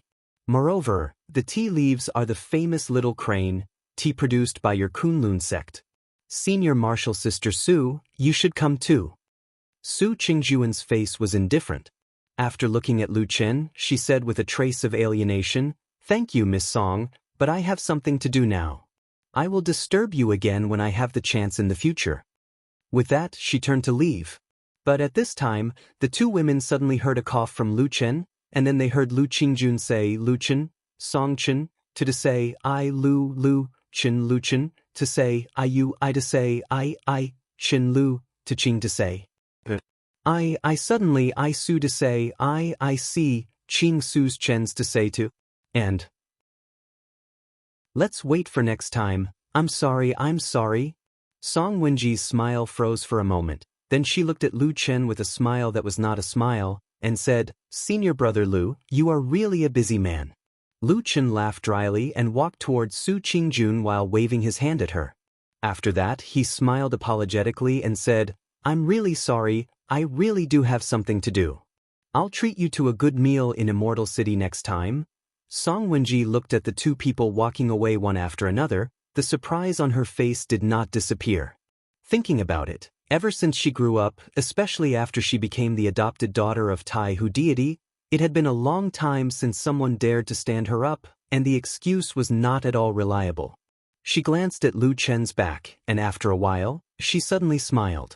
She didn't seem to be too angry, and only nodded thoughtfully. Then her eyes fell on Su Qingjuan's back, and her eyes gradually brightened. "Why are you following me?" After walking for a distance and seeing that there was no one around, and only Lu Chen was walking beside her, Su Qingjun stopped and said to him with a slight frown. Lu Chen also stopped, and after a moment of silence, said, "Qingjun, I have something to say to you." Su Qingjuan's face was a little gloomy and cold, but it was hard to tell whether she was happy or sad. She only said indifferently, "What are you talking to me about instead of drinking tea and chatting with Beauty Song? Besides, didn't you just say that you have an important prisoner to interrogate in Fuyunji prison?" Lu Chen said, "I was just brushing her off." Su Qingjun suddenly clenched her teeth, looking a little angry, and said coldly, "So you lied to her? You always like to lie to people and do everything you do. Lies come out of your mouth. That's why you were able to deceive me on Kunlun Mountain and make me trust you so much?" Lu Chen opened his mouth, as if he wanted to say something, but soon stopped. After a long while, he said with a bitter smile, "If you want to say it like that, it doesn't seem wrong. More than 10 years ago, I was a shadow lying in ambush in the evil sect, and I lived this kind of life of lying to people all day long." Saying this, he shook his head, and his expression suddenly seemed a little bleak. He sighed. That kind of life is not easy. As a young boy, he had mingled with a group of vicious demons since he was young. He lived a precarious life, and no one knew when he would suddenly lose his life. How could such a life be easy? Just thinking about it made one's scalp tingle. Su Qingjun wasn't a stupid woman. She was very smart, so she quickly thought of Lu Chen's situation back then. This slightly moved her expression, and there was even a trace of pity in the depths of her eyes when she looked at Lu Chen. However, in the end, she was not a weak woman. After taking a deep breath, she shook her head and said in a low voice, "I know it has not been easy for you, but today, the bitterness has finally come to an end." With that, she turned around and was about to walk forward again. Lu Chen took a step forward to stop her. Su Qingjun frowned. Is there anything else? Lu Chen gazed at her clear and bright eyes. Qingjun, it doesn't matter what you think of me, including that day in the prison. You feel that I was wrong for not saving that woman called Song Hui. That's up to you. But I only hope that you still remember there are many lunatics among those evil sect evil people. In the future when you meet with these people, you must be careful, you must not be soft-hearted, otherwise, in the end, you will hurt yourself. Su Qingjun took a deep breath and looked at Lu Chen. Thank you for your reminder. I will remember it. But I don't understand. Don't you feel the slightest bit of remorse for that woman? Lu Chen fell silent. After a while, he said softly, to tell you the truth, I don't regret it. Su Qingjun glared at him angrily. Lu Chen heaved a sigh of relief and said, at that time, I was surrounded by demons of the devil cult. I couldn't save her. Even if I tried, I would have perished together with them. Moreover, I had another mission. Really, were you afraid? Su Qingjun said coldly, at that time, were you afraid of death? Lu Chen raised his head to look at Su Qingjun. He frowned slightly and his expression sank. After a while, he said calmly, I don't think I'm afraid of death. If I was afraid of death, perhaps I wouldn't have stayed in the evil sect for so long and done so many things. Qingjun, you grew up in a peaceful family. You won't understand the situation of a shadow like me. If you were in that situation and saw me being captured and abused, then you would also. I will take action. Su Qingjun suddenly interrupted Lu Chen and said calmly. Lu Chen was stunned. I will save you, even if I have to die with you. Su Qingjun gazed deeply at him and walked forward without looking back. Chapter 479. A person's life is so long. There are bound to be crossroads. Sometimes you can choose, and sometimes you don't even have the chance to choose. When the moon was in the middle of the sky, the gentle moonlight shone on the quiet yard. Lu Chen and Old Ma sat opposite each other. Atsu was lying at Lu Chen's feet, and White Lotus was nowhere to be seen. She should have gone back to her room to sleep. After listening to Lu Chen's words, Old Ma didn't seem to care and said, I don't think so. When will we really have the chance to choose? Lu Chen picked up the wine pot and poured himself a glass of wine. He said, you see, I have two places to sleep. One is the magnificent and spacious Kunlun temple on the mountain, and the other is this obscure place with you, an eyesore. But I chose to live here. This is the choice we can make. Old Ma waved his hand and looked speechless. After a while, he suddenly asked, don't you plan to talk to Su Qingjun? Lu Chen's hand that was holding the wine cup paused for a moment. Then he raised his head and drank it. He shook his head and said, no. Old Ma asked, why? Everyone has different ideas. They can't be together. The corner of Lu Chen's mouth twitched. There seemed to be a bitter smile. Then he sighed and said, like we said before, we have come to a crossroad. I chose this path, but she chose the other one. What else can we do? In addition, I killed her brother on the mountain in Kunlun a few years ago. If she is with me, she will not be accepted by her parents and the whole Su family. So let's forget it. Old Ma nodded. He didn't look too surprised. It seemed that he had expected this result. He said, this is also good. You two are not very suitable for each other. If you separate, everyone will be more relaxed. Lu Chen lowered his eyes slightly and slowly poured himself a cup of wine. After a while, he said in a low voice, yeah, it's good to treat her this way. Anyway, all the women who were close to me are dead now. It was late at night, and the moonlight seemed to become a little cold. Old Ma yawned and stood up to go back to his room to sleep. Turning his head, he saw that Lu Chen was still sitting there in a daze. Old Ma patted him on the shoulder and said, what are you thinking? Go back to sleep. Lu Chen said, nothing. I just thought that Su Qingjun said today that she would rather die together than to save me. I just felt a little emotional.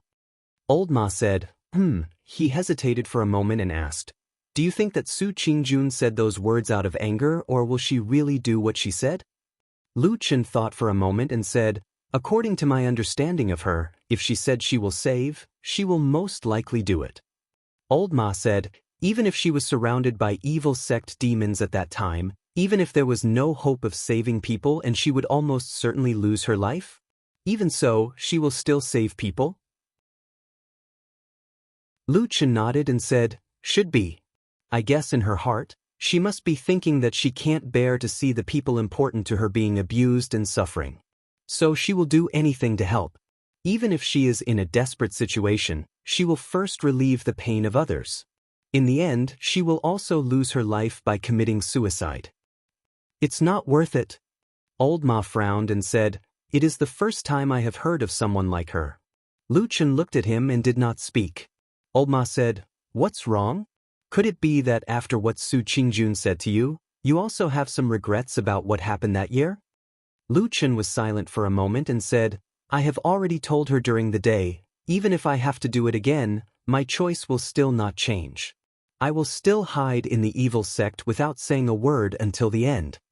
Old Ma smiled and was about to speak when he suddenly heard Lu Chen said, but now I don't think that Su Qingjun is definitely wrong. Sometimes I will think, could it be that we have been shadows for too long? What we see, hear and think are all the same? Everyone said to be calm, to be patient, to look at the overall situation, to do whatever it takes for the final success, even if we have to sacrifice ourselves, it doesn't matter. Doesn't it matter if the person sacrificed is ourselves or others? Yes, until today I still don't think I have done anything wrong, because the Battle of the Desolate Valley proved that my patience was worth it. But is Su Qingjuan's way of thinking necessarily wrong? If I were the one being abused and suffered, would I look forward to having a friend like Su Qingjun? I don't know, Old Ma. I have never understood this matter. Old Ma was silent for a long time and said, forget it, don't think too much. That Miss Su is after all not the same kind of person as us. Lu Chen nodded and said, yes, I also thought of this before I made up my mind. Qingjun is cold on the outside but warm on the inside, kind-hearted, as if she has been standing in the light since she was a child. She is so different from me, a shadow. Old Ma pulled him towards the house and said with a smile, looking at your emotional appearance, could it be that you feel that you are not worthy of that Miss Su? Lu Chen smiled and then shook his head, saying, I don't mean that, but I have lived in the shadow all my life and am used to the darkness. So from now on, let me help her with those dark, dirty, and disgusting things. As for herself, she only needs to stand in the light. Old Ma couldn't help but laugh and looked at him mockingly, saying, Ti, you have suddenly become like a saint, scaring me to death. Come on, in fact, it is rare for you to see a beautiful and clean thing, so you can't bear to dirty it. Don't talk so much nonsense. So many of us have died in the past, but I have never seen you soften your heart. In the end, isn't it because Su Qingjun is young and beautiful, you like her? Old Ma swayed his fat body, put his hands behind his back and walked into the bedroom disapprovingly. At the same time, he said, in this immortal city, black is black, white will eventually become black, don't be wishful thinking. Lu Chen stopped in his tracks and remained silent. He raised his head to look at the night sky and saw that the moon was bright and clear. However, upon closer inspection, he realized that there were still dark clouds drifting through the moonlight. The next morning, Lu Chen woke up Old Ma and prepared to go up the mountain to the Floating Clouds Agency. There were two things he wanted to do. First, it was the secret name list in Shui Ying's hands. Second, it was to find out how to continue hunting down the remnants of the evil cult. This kind of top-secret list would never be seen by ordinary people, but now, Lu Chen's identity was completely different. As the well-known successor of Lord Tianlan, and it was obvious that that lord was doing his best to cultivate him, so Lu Chen's power and authority had increased rapidly overnight, even to the point where he could faintly compete with Shui Ying. Even Shui Ying was not willing to have an open conflict with Lu Chen at this time, so she readily agreed to Lu Chen's request. As Lu Chen's only good friend for many years, Old Ma's status had risen recently. He was very popular both inside and outside of Fiyunji, and everyone looked up to him. This made Old Ma very proud, and he worked very hard. Therefore, around noon that day, Old Ma, who was in charge of searching for the list, suddenly ran to Fiyunji to find Lu Chen. At that time, Lu Chen was discussing with Shui Ying how to investigate the spies who had confessed. After all, they could not rely on the one-sided story of the devil cult's demons to kill and capture them. What if those people were deliberately speaking nonsense? When old Ma came in, there was a clear, strange expression on his face. After bowing to Shui Ying, he walked to Lu Chen's side and said, "That woman called Song Hui, we found her, but there's a problem."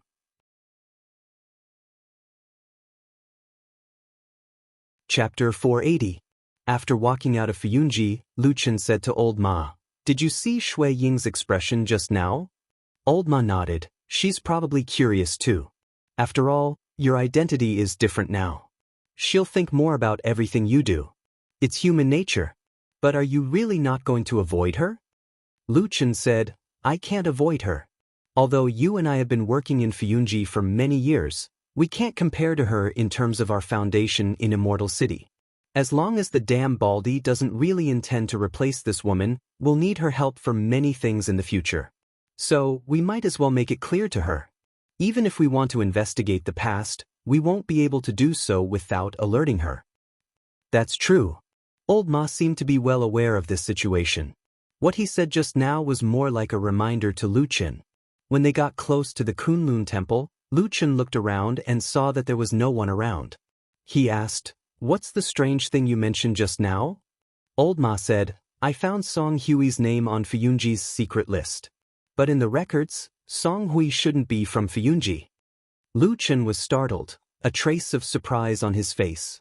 Old Ma smiled bitterly and said, "You've also figured it out.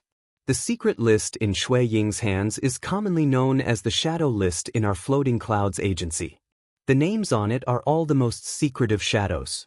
But Song Hui's identity is a female disciple of Zheng Xianming's Grand Chancellor in the past. Apart from dying at the hands of the devil cult, there's almost nothing unusual about this woman's life." Lu Chen's brows slowly furrowed. He said, "It's not the Floating Clouds agency's shadow, and there's nothing out of the ordinary about her. However, her name was included in this most secretive list?" Old Ma nodded with a hint of hesitation on his face. Lu Chen saw his expression and said, "What's wrong? What are you trying to say?" Old Ma said in a low voice, "Those who are on the shadow list will have their traces secretly erased by Fuyunji. In other words, if Song Hui doesn't have many friends and relatives, it's unlikely that anyone will remember her after a decade. Even if someone tries to investigate, they won't be able to find anything." Lu Chen fell silent. After a moment, he suddenly exhaled softly and said, "Just like me?" Old Ma nodded and said, "Just like you. If one day he succeeded and survived, he might become famous in the world. However, if he gave up halfway and failed on the verge of success, then all his achievements, all his fame, even if he was a flesh and blood person, would eventually become a name on the list of shadows hidden in the darkness. But if he gave up halfway and failed on the verge of success, then all his achievements, all his fame, even if he was a flesh and blood person, would eventually become a name that would never see the light of day. The world had always been so cruel, even more so for the shadow in the dark. But why would a woman who wasn't a shadow be recorded on this list? Old Ma pondered and said, "Could it be that Song Hui is actually a shadow, but her identity is too important, so she needs to hide it?" As soon as he finished speaking, he began to shake his head, probably feeling that his words didn't make sense. Next to him, Lu Chen also shook his head and said, "That's impossible. The shadow list is the most secretive thing. Those who can be written on it are real people. There's no need to fake it." Old Ma sighed, nodded, and remained silent. Lu Chen frowned and thought for a while. Suddenly he asked, "How does it record Song Hui's identity and how she died?" When she was alive, she was a tax collector in the Dezayuan. On weekdays, she would be sent to some local industries to collect taxes. There are hundreds and thousands of tax collectors in the Dezayuan. They are the most ordinary people. As he said this, Old Ma glanced at Lu Chen and said, "As for how she died, it's very simple. She was robbed by the devil cult's demons on the way to collect taxes. She couldn't defeat them and was taken away. In the end, she was tortured to death." Lu Chen fell silent. After a while, he asked, "What about her family? Are they still alive?" Old Ma shook his head and said, "They're all gone." Song Hui's parents had passed away before she was killed. She was also alone with no relatives. Lu Chen's expression suddenly changed. Old Ma immediately felt it and frowned. "What's wrong?" Lu Chen closed his eyes, and the muscles on his face twitched slightly. He seemed to be in pain. Perhaps he was forced to recall those unpleasant memories again, which made him feel depressed and uncomfortable. After a while, he whispered, "There's something wrong." For some reason, Old Ma suddenly became nervous and asked, "What is it?" Lu Chen took a deep breath and said, "Recently, I've been thinking about that incident. What left the deepest impression is not her name, but I remember that when a devil cult's demon was beating her, he seemed to know her a little. He laughed wildly and shouted that he would catch her sister in the future, and the two of them would be together. At that time, Song Hui was in a daze and was on the verge of death. When she heard this, she suddenly seemed to have regained her consciousness. She screamed and fought with the demon, but of course, she couldn't beat him and was killed in the end." Old Ma was stunned and couldn't speak for a while. Lu Chen glanced at Old Ma and said indifferently, "Song Hui does have a younger sister. She purposely made a mistake in the list." The two stood in front of the Kunlun Hall and looked in the direction of the Fuyunji Hall in front of them with different expressions. For a long time, they didn't speak.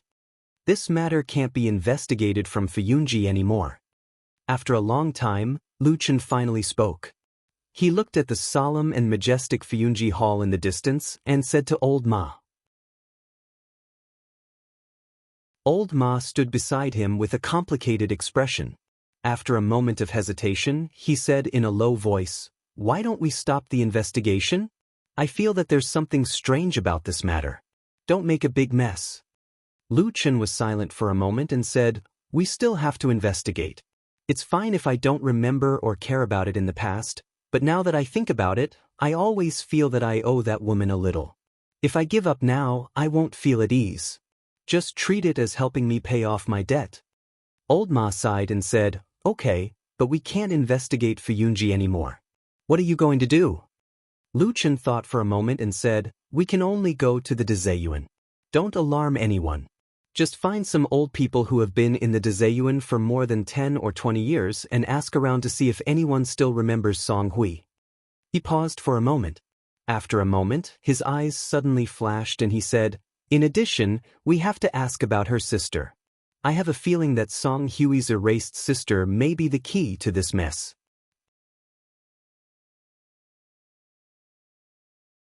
Chapter 481.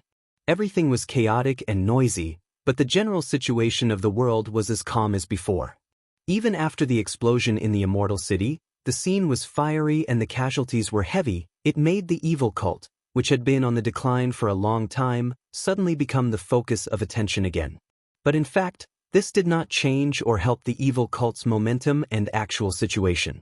On the contrary, on the side of Zhengxianmeng and Fuyunji, with the entrance of the underground palace that Lu Chen accidentally found, broke through the old nest that the evil cult had been operating in the Immortal City for many years, killed and captured many remnants of the evil cult. Except for the most mysterious leader Elder Ghost who was still on the run, it could be said that the evil cult's power in the Immortal City had been defeated in one fell swoop. Decades of hard work went down the drain. The result of this battle could be said to be unforgettable pain for the evil cult. However, Fuyunji did not relax because of this. After fighting with the evil cult for many years, they were experienced and their methods were ruthless. They had a deep meaning of extermination. Many of the evil cult's captives who were captured alive were questioned in Fuyunji's prison. Naturally, there were some punishments that could not be known by outsiders. In short, the result was that, after a few days of silence, Fuyunji once again launched a large-scale operation and carried out a thorough sweep of the remaining evil cult's spies and hidden forces in the Immortal City. This was a swift, ferocious, and thorough sweep. During this period, there were even quite a few spies caught within the true Immortal Alliance. There were quite a few people who usually didn't reveal any flaws, but this time, they were exposed by the confessions of the captives. These spies were all over the halls of Zhengxianming. Although the total number was not particularly large, there were only a dozen of them, but even so, it was enough to shock people. In this storm-like arrest process, naturally, there were people who cried injustice. Some people were filled with righteous indignation, some people angrily rebuked, saying some heart-wrenching words, expressing their loyalty to their sex immortals. There were also some who accused Fuyunji of making a fuss, taking the opportunity to eliminate the strength of other immortals and so on. In short, these words attracted quite a bit of criticism. Even though it couldn't be considered to be a raging storm, there were still undercurrents surging in the true immortal alliance. Many halls found the overbearing and domineering floating clouds office to be an eyesore. In the end, the storm subsided. It was said that the big shots at the top sat down and had a chat. A bald perfected monarch showed some things to the other perfected monarchs. Then they chatted for a while and went their separate ways. Following that, Fuyunji stopped arresting people. Of course, it was also possible that they had already arrested all the people that they should have arrested. At the same time, the people from other halls also received verbal orders from their superiors. They only said that among those who were arrested, there were indeed many spies of the evil cult with conclusive evidence. Naturally, everyone did not make a ruckus anymore. However, although Fuyunji could be considered to have achieved a significant victory, they also restrained themselves a lot. Probably because they had received a secret warning, they were not as aggressive as before. In short, this period of time passed just like that. Things calmed down just like that. The power of the evil cult in Immortal City was basically uprooted. The world was at peace, the wind was calm and the waves were calm. Not to mention a storm, not even a ripple could be seen. Zhang Xianmeng, this behemoth, was the leader of the world.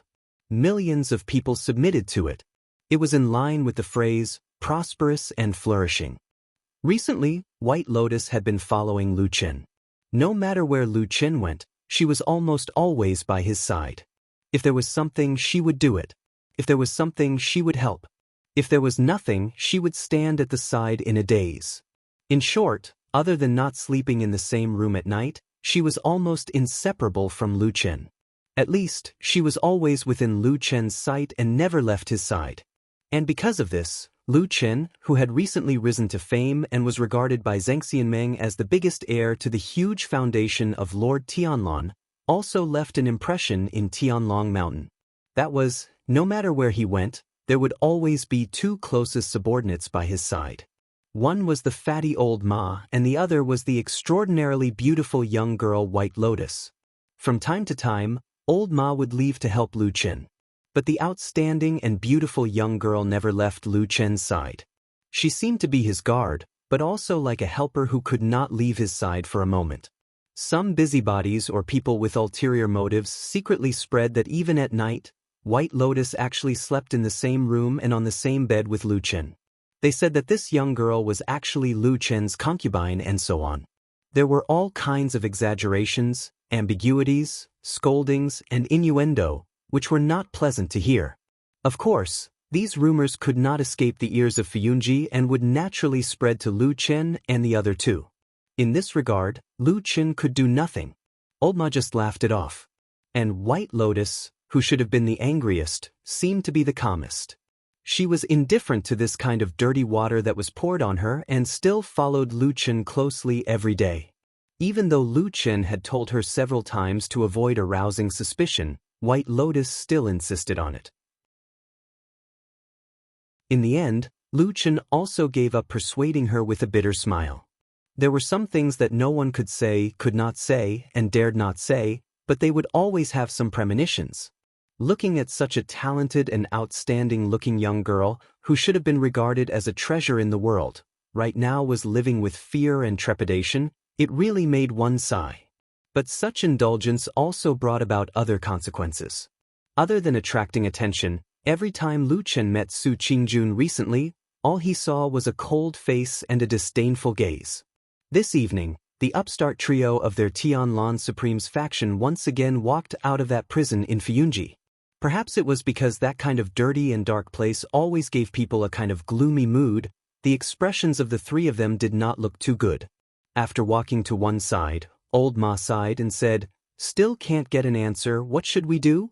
Now that the evil sect's power in Immortal City was almost wiped out, The only unresolved hidden danger was that missing elder ghost.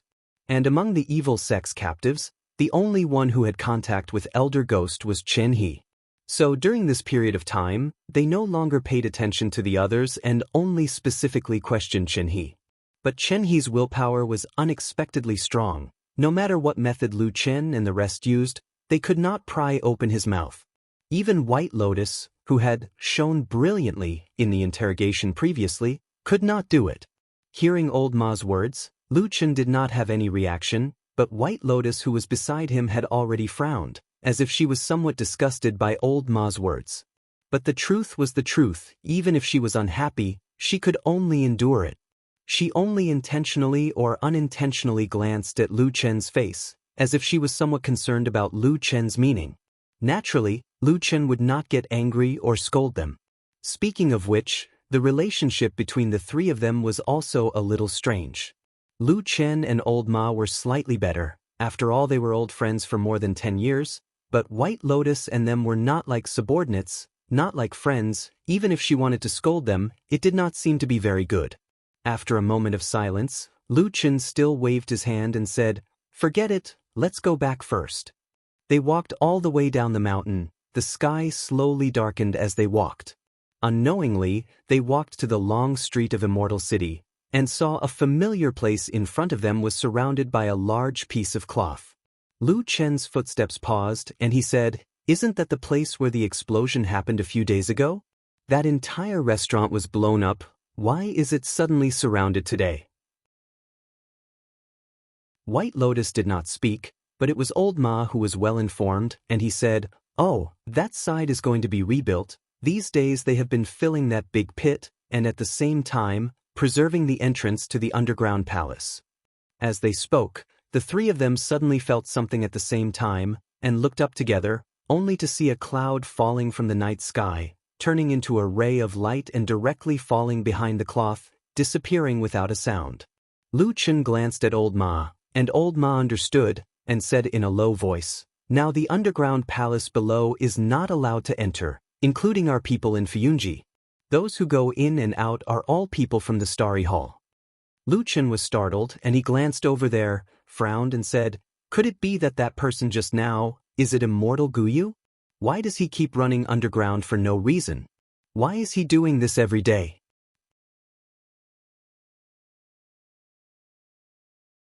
Chapter 482.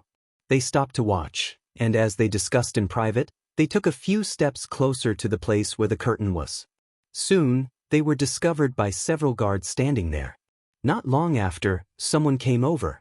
The person who came did not have an overbearing attitude, and very politely told them that this place was now under the control of the Starry Hall of Zhengxianmeng, and that unrelated people were temporarily prohibited from approaching. If it caused inconvenience to everyone, please understand. In short, please take a detour first. Lu Chen and the other two naturally would not look for trouble, so they immediately agreed and walked away. However, after leaving here, old Ma was a little emotional and said to Lu Chen with a smile, "Look at the attitude of the people from the Starry Hall. They are peaceful and polite. If it were us in Fuyunji, probably a few people would surround them, scold them fiercely, and then tell them to get lost, right?" Lu Chen rolled his eyes and scolded with a smile, "Nonsense, although we in Fuyunji do things in a domineering manner, when did we become so overbearing? Damn fatty, don't help outsiders. Besides, if this kind of words is heard by others, and then spread to Blood Warbler or that damn Baldy, you will be out of luck." Old Ma thought for a moment and said, "Well, Lord Perfected Immortal, I guess it is unlikely that you will care about such a small matter, but if Hall Master Shui knows about it, it will indeed be a little troublesome." As he said this, he touched his head and sighed. "In this world, even the truth is not allowed to be spoken now. If you want to die, do it yourself, don't drag us down."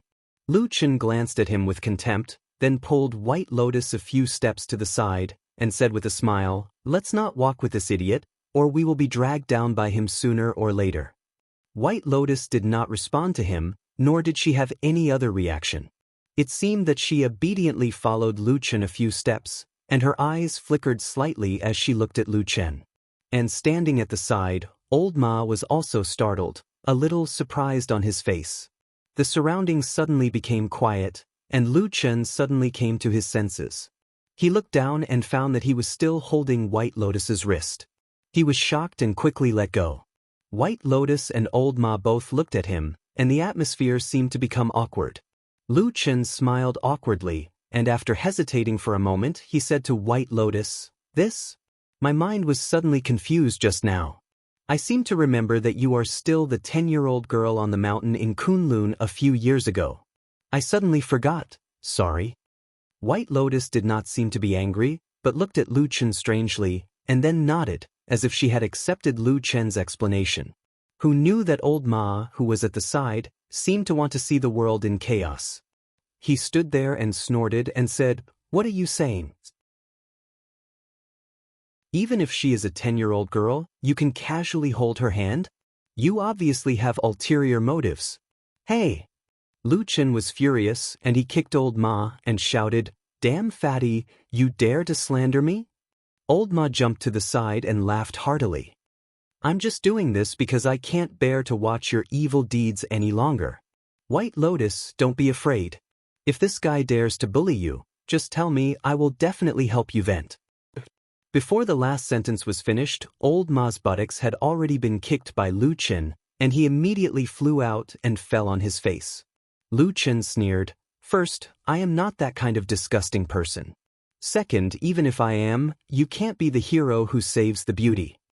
Old Ma patted his buttocks and stood up, looking unlucky, and muttered in a low voice, "This guy, after becoming a disciple of a supreme, how did his cultivation improve so quickly? I don't see him cultivating at all." White Lotus, who was at the side, was a little surprised. Looking at these two big men scolding and laughing, she did not know why, in this quiet dark street in the dead of night, she felt a little warm. She smiled for no reason. Her originally gloomy expression also became a lot more cheerful. At this moment, Lu Chen and Old Ma, who had already run to the front, realized that she was still standing behind and watching. They stopped together, waved to White Lotus and said, "Hey, why aren't you walking? Follow me." White Lotus smiled sweetly. In the darkness of the night, she was like a beautiful lily blooming, causing people's hearts to palpitate. With a clear sound of agreement, she quickly followed the two men. The three figures walked along the long street, leaving behind three blurry shadows walking side by side. Behind the erected cloth curtain was the entrance to the underground palace. After the light dispersed, a figure appeared underground. It was the master of Zhengxianmeng's Star Hall, Guyu Supreme. After walking through that long passage, the underground city that was wrapped in a strange red light appeared in front of him. Not long ago, this was the lair of the devil sect in the Immortal City, but now it was completely occupied by Zhengxianmeng. Guyu Supreme squinted her eyes and looked at the strange blood moon above the dome. She pondered for a moment and then walked towards the center of the city. At this moment, in this huge underground city, it was no longer quiet like before. In many corners of the streets and alleys, there were Star Hall's disciples busy. Looking from afar, they seemed to be arranging something in some specific places, but those people's positions looked messy, and for a moment, one could not tell what they were doing. Guyu Supreme seemed to turn a blind eye to the many busy subordinates around him, walked along the largest and longest street, all the way to the strange half-body statue in the center of the underground city, and saw the bald True Lord sitting cross-legged in the center of the entire city, slightly frowning as he looked up at the blood moon. The blood-red moonlight shone on his body, refracted from the top of his head, like a transparent gem, looking a little strange and funny. Guyu Supreme walked over and sat beside True Lord Tianlon. True Lord Tianlon turned his head to look at him, then said lightly, "Why do you look so bad?" Guyu Supreme shrugged and said, "It's rare for you to come down. Of course you don't feel anything sitting here, but I stayed here for more than 10 days. The longer this blood corrosion power shone, the more harmful it is. In the end, even I couldn't stand it, so I went up to hide for a while." True Lord Tianlon frowned, then turned to look at the other Star Hall's disciples in the city. Guyu Supreme understood what he meant, and said, "You don't have to worry about this. They are all rotated at most 24 hours, then they will go out." True Lord Tianlon nodded, retracted his gaze, and at the same time, glanced at the nearby houses that were far taller than ordinary human houses. His eyes were a little gloomy. After a while, True Lord Tianlan said, "I didn't expect this demon city to actually be perfectly preserved until now." Gu Yu Supreme also sighed, seemingly a little emotional, looked at those houses, and said, "Yes, who would have thought? But it doesn't matter, they are just some empty houses as long as the demons who lived here back then don't come back." Come back? True Lord Tianlan smiled. There was a bit of coldness in his smile, and his eyes glanced at the ground, intentionally or unintentionally. Gu Yu Supreme obviously knew some things like him. He didn't show any strange expression towards True Lord Tianlan's attitude. Instead, he stretched out his hand and patted the ground lightly. After a while, he suddenly smiled and said, "Speaking of which, those sages of our human race, they were quite ruthless to the demons, right?" Chapter 483. Ruthless. True Lord Tianlan smiled and said, "If it's not ruthless, the ones that can be seen everywhere in this vast divine continent should be those fellows who call themselves the God race. As for us humans, we're probably still living the lives of livestock." True Lord Guyu looked up at the huge statue and suddenly said, "I once read a saying in the ancient books of the Starry Hall. The 4 huge god statues in the immortal city are indomitable and as lofty as mountains, but their bellies are hollow, imprisoning the vengeful spirits of tens of millions of people who died in ancient times." True Lord Tianlan shook his head and said, "You can't take it seriously if it's not true. The books of the demon race have basically all been burnt to ashes, and not a single word has been passed down. The pitifully few things that remain are also hidden in a place that only we can see, and they were all written by our own people." True Lord Guyu didn't seem angry, and seemed to agree with True Lord Tianlan's words. She smiled and nodded. True Lord Tianlan pondered for a moment, and a trace of solemnity appeared on his face. He asked True Lord Guyu, "Now that the blood moon has appeared, and the ethereal palace is shaken, although there are still restrictions down there won't be any accidents, right?" True Lord Guyu frowned slightly, and seriously pondered for a moment, as if going through all the possibilities she knew. Then she also very seriously said to True Lord Tianlan, "No, as long as the restrictions at the exit of the ethereal palace don't move, there will definitely be no accidents. Moreover, the sages of the past also have a backup plan. Even if the formation at the exit of the ethereal palace is shaken, there's another more powerful restriction that can suppress all the demons and monsters."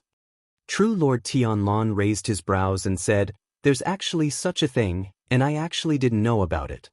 True Lord Guyu smiled and said, "It's been too long, and most people have forgotten about these things. Only my Starry Hall has passed down this restriction method since ancient times. It can be considered as a mission passed down by the ancestors, and I have always kept it in my heart, not daring to forget it." True Lord Tianlan's face revealed an extremely rare expression of respect. He tidied his clothes, and slightly nodded towards True Lord Guyu, as if it was a respectful greeting. The usually easygoing Guyu True Monarch did not avoid it this time. She accepted the True Monarch's bow and said softly, "On behalf of the ancestors and sages, I accept your bow." Perfected Lord Tianlan nodded. "What's the second restriction formation? Can you tell me about it?" True Monarch Guyu said, "I naturally trust you. I won't hide it from you, but the biggest backup plan is actually our human race's ancestor, the sage, relying on the Xiangshan immortal city, and using the 4 divine beast statues built by the demon race as the formation core, he set up an unprecedented huge formation. Normally, this formation is concealed and can't be seen, but it can suppress the earth veins and gather spiritual energy. That's why our immortal city is known as the #1 spiritual mountain in the world." Perfected Lord Tianlan took a deep breath of air and said emotionally, "So that's the reason behind it." After a pause, he said in a low voice, "But as far as I know, this outer formation has probably never really been used after it was completed, right?" Perfected Lord Guyu smiled. This formation was originally meant to suppress the ethereal palace just in case, but all the unusual movements of the ethereal palace previously could not even shake the first restriction beneath our feet, so why would it need to be used? Perfected Lord Tianlong also smiled. After a while, he raised his head and looked at the source of the red moonlight above his head. He seemed to be deep in thought, then casually asked Perfected Lord Guyu, even when the blood moon is in the sky and the blood light is at its brightest, is it still fine? You must know that at that time, the magic power and cultivation of us human cultivators are all suppressed. It's considered the weakest time. Of course it's fine. Perfected Lord Guyu said without hesitation, I don't know how many times I've seen that formation. Its power is unimaginable. Suppressing the demon race is nothing difficult. Perfected Lord Tianlong clapped his hands and laughed heartily. His smile was carefree, as if he was finally relieved. Some time ago in the Immortal City, Zheng Xianmeng and Fuyunji's attack against the demonic sect could be said to have shaken the entire city, especially the seizure of the demonic sect's underground lair. It could be considered as the greatest victory since the Battle of the Desolate Valley more than 10 years ago. After that, Fuyunji pursued after the victory, using the captured captives to interrogate the remaining members of the demonic sect. They carried out another round of arrests and wiped out the demons of the demonic sect that were entrenched in the dark corners of the Immortal City. The world was bright, the righteous path was prosperous. The reputation of Fuyunji reached its peak in history at this time of the year. Probably the only thing that's not perfect is that we didn't catch that elder ghost. Walking on Tianlong Mountain, Old Ma said to Lu Chen and White Lotus with some emotion, if we really caught that old tortoise, we might really be able to completely uproot the demonic sect. Then we can be considered to have completed the great cause that many generations of heroes have not been able to do. It's enough to leave our names in history. Lu Chen smiled. White Lotus, who was beside him, took a look at him and said with some surprise, You actually still want to leave your name in history? Old Ma rolled his eyes and said seriously, What's with that expression of yours? What do you mean I still want to leave my name in history? Let me tell you too, as long as it's a human, they all have the heart of fame and wealth. It's just a matter of how big or small it is. No matter what, I'm also an old man who has been fighting with the demonic sect for decades. If I really defeat these evildoers, it's not too much for me to ask for a name in the future generation, right? Lu Chen smiled and did not speak, and White Lotus for the past few days, for some reason, her mood suddenly improved a lot. Although she was still cold to outsiders, but towards Lu Chen and Old Ma, she was much closer. Hearing that, she smiled and said, But in the world of righteous path, who knows how many people are fighting with the demonic sect? Why do you say that others only remember you? Old Ma was speechless for a moment. After a long silence, he revealed a bitter expression and said, Then what can we do? There are indeed countless righteous people in this world. We don't have any benefits. Don't tell me we can't even have a name? White Lotus glanced at the person next to her, then pointed to Lu Chen and said, No, in the future he will be immortalized. This Lu Chen, or Tian name, is destined to be praised by many people in the future. Lu Chen was startled. His smile slightly disappeared. Old Ma was somewhat unconvinced and said, On what basis? White Lotus shrugged and said, On the basis that he is the disciple of Huashen Jinjuan, on the basis that his natural position is higher than yours, on the basis that he now ascends to the sky in one step and holds great power. In the future everyone may say that the reason why we can defeat the demonic sect is all because of Tianlong Jinjuan and Lu Chen, master and disciple pair of diligent efforts, risking their lives to achieve it. Old Ma was speechless. After a long while he murmured, This difference is too big, just because his reputation is greater than mine? Isn't it enough that his reputation is greater than yours? White Lotus sneered and said, You are the same as me, just an ordinary person among the masses, always just a shadow following behind him. You have nothing, no identity, no status, no achievements, or even if you have achievements, no one knows. Then on what basis do you still have delusions of wanting to be immortalized? Enough! A shout came from the mouth of Lu Chen, his face a little dark, looking at White Lotus with a frown and said, We were just having a good conversation. Why did we suddenly talk about this irrelevant topic?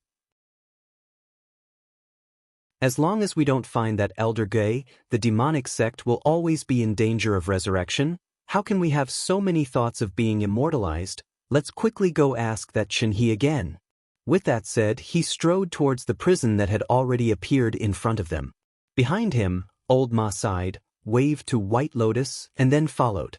White Lotus pursed her lips, her eyes fell on the back of Lu Chen. After a moment, she snorted and slowly walked over, at the same time muttering in a low voice, "It's just a guilty conscience. I don't believe you can catch that old turtle. If you really catch him, how many people in Fuyunji will?"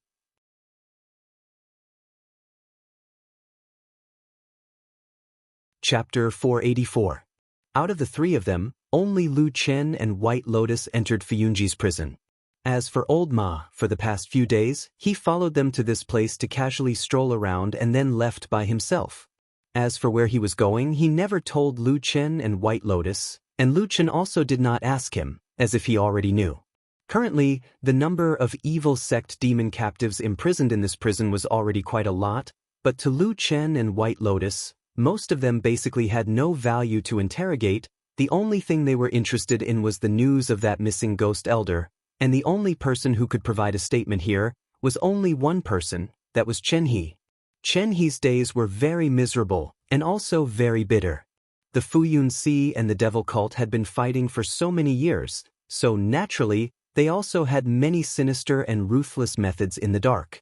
And the fairy-like young lady from a few days ago was also a formidable character. She was so young and incomparably savage, torturing him until he hovered between life and death. Just that for some reason he still did not speak and kept silent. However, in the past few days, he also noticed that those who came to interrogate him were usually those 2 or 3 people. The strange thing was, the one who used his mouth to interrogate him was always that little girl, and the other man always stood at the side without saying a word, from the beginning to the end, looking at him but never said a word. Who was that person?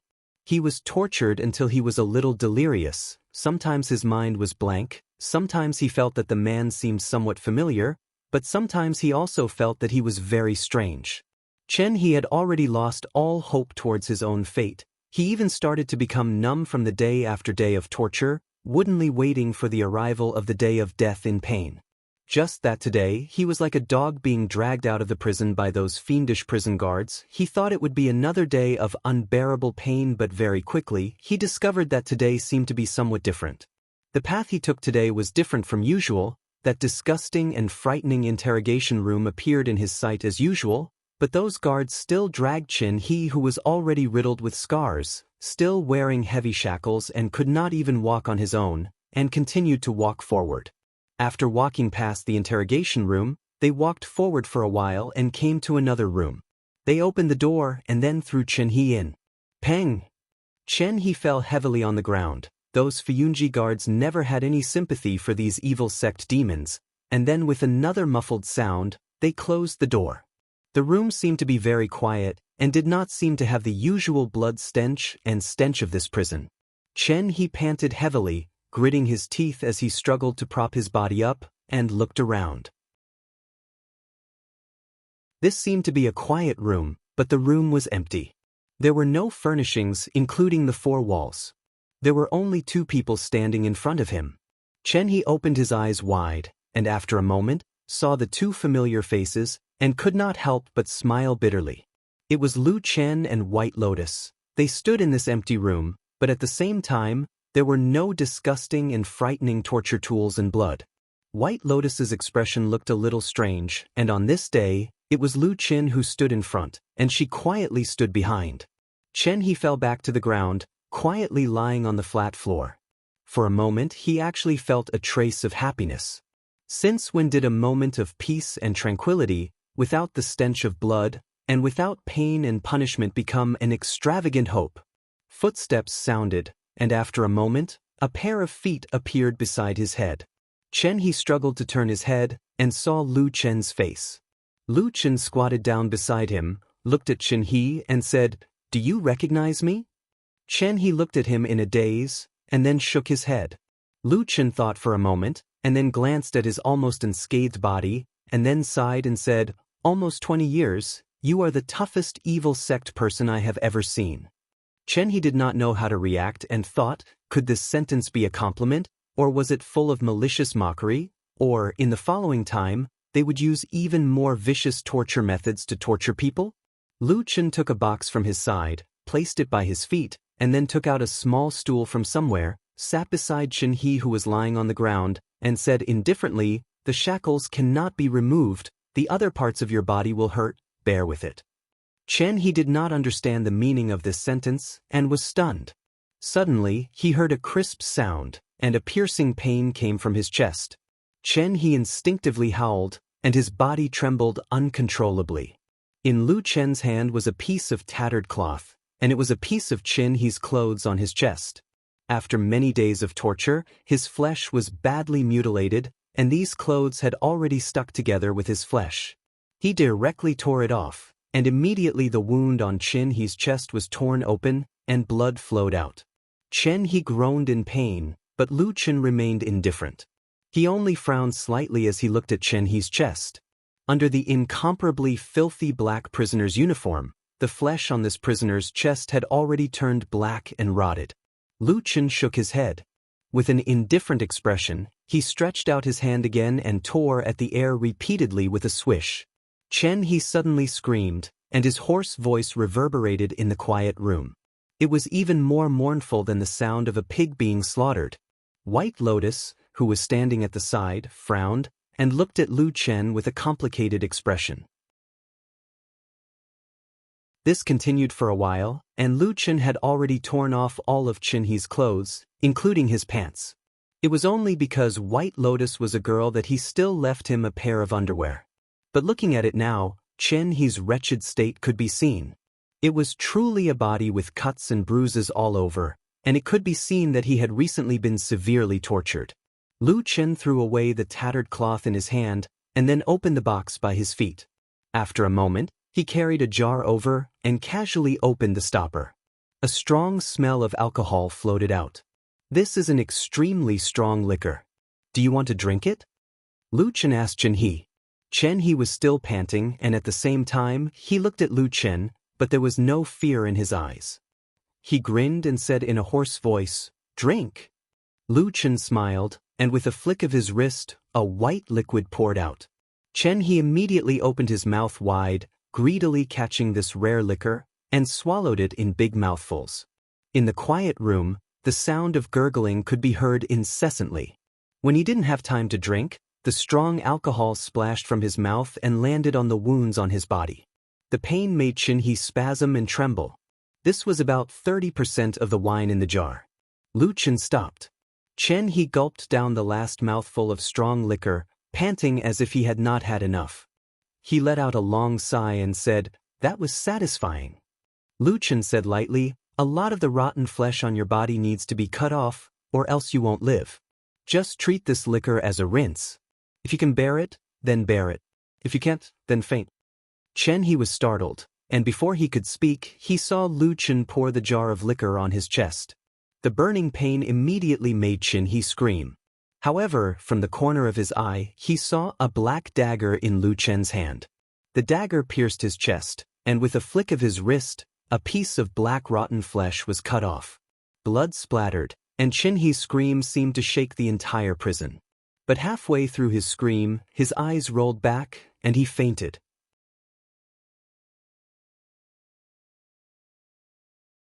Chapter 485. Fainting in severe pain is said to be a self-protective response of the human body, but sometimes a more intense or more prolonged pain can cause a person to wake up from a coma. That was what happened to Chen He that day. After a low growl, his originally unconscious body trembled and woke up again. Then, his face was distorted, and he was sweating profusely. However, he did not panic. He had already experienced the same intense pain during this period of time in the terrifying interrogation room. Of course, this did not mean that he would feel better after experiencing it.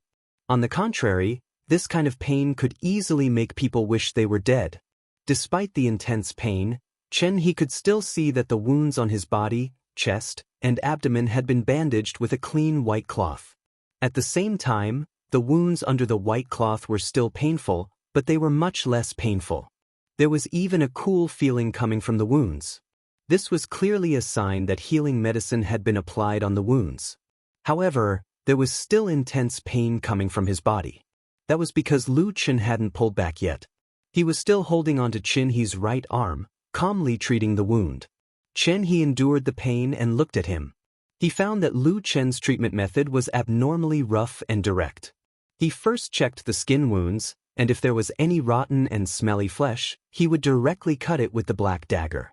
If the injury was slightly lighter, such as the skin being torn open, he would directly pour liquor on it and rinse it. These two methods were enough to make people wish they were dead. Even a tough person like Chen He could not stop screaming and gasping for breath. His head was covered in cold sweat, and his body was trembling. Not long after, Lu Chen finished treating the wounds on his right arm. Then he took out some ointment from the box beside him and applied it to the wound. Then he took out a clean white cloth and bandaged it. Soon, the terrifying pain subsided a lot, and a cool feeling came from the wound. Why? Chen He looked at Lu Chen and asked in a low voice, as if he had finally managed to take a breather from the effective but excruciating healing. Lu Chen looked at him, then walked to the other side of his body with the tools in his hand and sat down. He picked up Chen He's left arm and examined it. At the same time, he said faintly, "You are a person who is useful to me, but if you continue to be tortured like this, even if you don't die, you will go crazy." Chen He was silent. Everyone's body and will had a limit. Once the last line was crossed, people would die, or if they were pushed too far, they would go crazy. Chen He was very determined to keep the secret, but he really felt that he could not hold on any longer. No one could continue to endure such intense pain for a long time. Hiss! Suddenly, Chen He let out a low groan and sucked in a breath of cold air.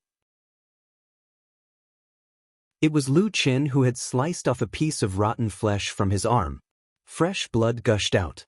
Chen He's face was as white as paper and he almost fainted again. He clenched his teeth and looked at Lu Chen calmly treating the wound. Suddenly, a few words came out from between his teeth. "Thank you." Lu Chen looked up at him and said, "What are you thanking me for? Maybe I will make you suffer even more in the future." Chen He sneered, panting as he leaned his head on the ground and said, "Just come." Lu Chen smiled. Seeing that the wound was almost treated, he took out the medicine and started to apply it. After a while, Chen He suddenly asked, "Should I know you?" This time, Lu Chen did not raise his head.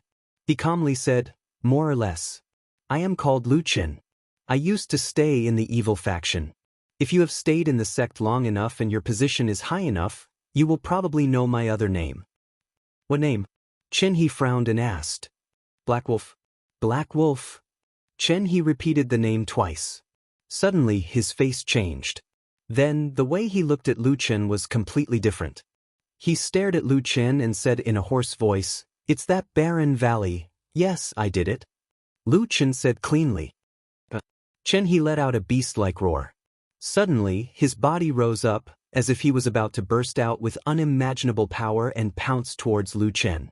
But, before he could raise his arm that was wrapped in white cloth, Lu Chen's palm had already slapped him on the cheek. A crisp and heavy slap directly slapped Chen He to the ground. A line of blood flowed from the corner of his mouth. His whole body was pressed against the ground, gasping for breath. However, the pain did not end. Without waiting for him to take another breath, suddenly, a heart-wrenching pain came from his thigh, causing Chen He to scream miserably, as if he had used all his strength to shout. White Lotus, who was standing at the side, frowned. She watched as Lu Chen stepped on the wound on Chen He's thigh with a deadpan expression. At the same time, he kept twisting and rubbing, causing Chen He's whole body to tremble. He looked like a mad dog. She then looked at the bandaged wounds on Chen He's upper body, and then looked at Lu Chen's completely different behavior from before. She couldn't help but think, is this guy a lunatic in his heart? After Chen He screamed for a while, Lu Chen moved his foot away from his wound and then squatted down in front of him. Looking at Chen He's face covered in cold sweat, his distorted and trembling face, he said calmly, "Do you know your situation now?" Chen He gasped, then looked up at him, nodded, and even gritted his teeth and smiled. Although the smile was uglier than crying, he said, "I understand." Lu Chen stared at him for a moment, then nodded and said, "You are a smart person." Lu Chen turned around and acted as if nothing had happened. As if nothing had happened, he began to help Qin He treat the wounds on his legs.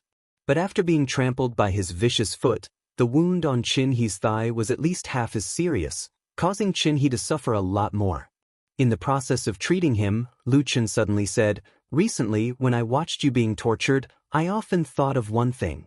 If I had exposed my identity in the devil cult, I would probably have suffered the same fate as you. At that time, would I be able to endure the pain like you?" As he spoke, the blade in his hand did not stop.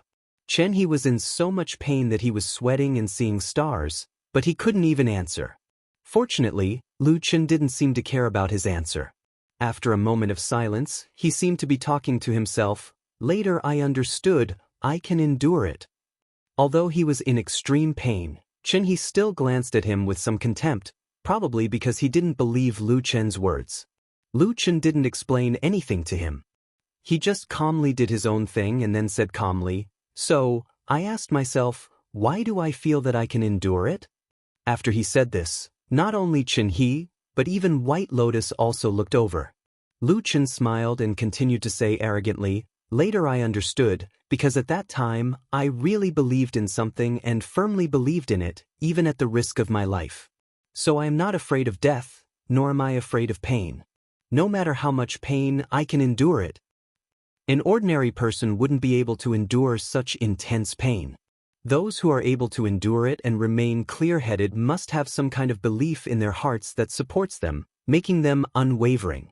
If they aren't even afraid of death, why would they be afraid of pain? Am I right? Lu Chen looked at Qin He and said lightly, "So, I'm very curious, what exactly is in your heart that makes you so stubbornly endure until now, and would rather die than betray Elder Gui? Is it that old tortoise who has done you a great favor? Or do you have something on you, like a relative being held hostage? Or you firmly believe in the legend of the devil cult, and think that the three realms will be unified sooner or later, and the devil cult will be the final home of the human race, right?" Lu Chen smiled and said to Qin He, "Which one is it? Can you tell me about it?"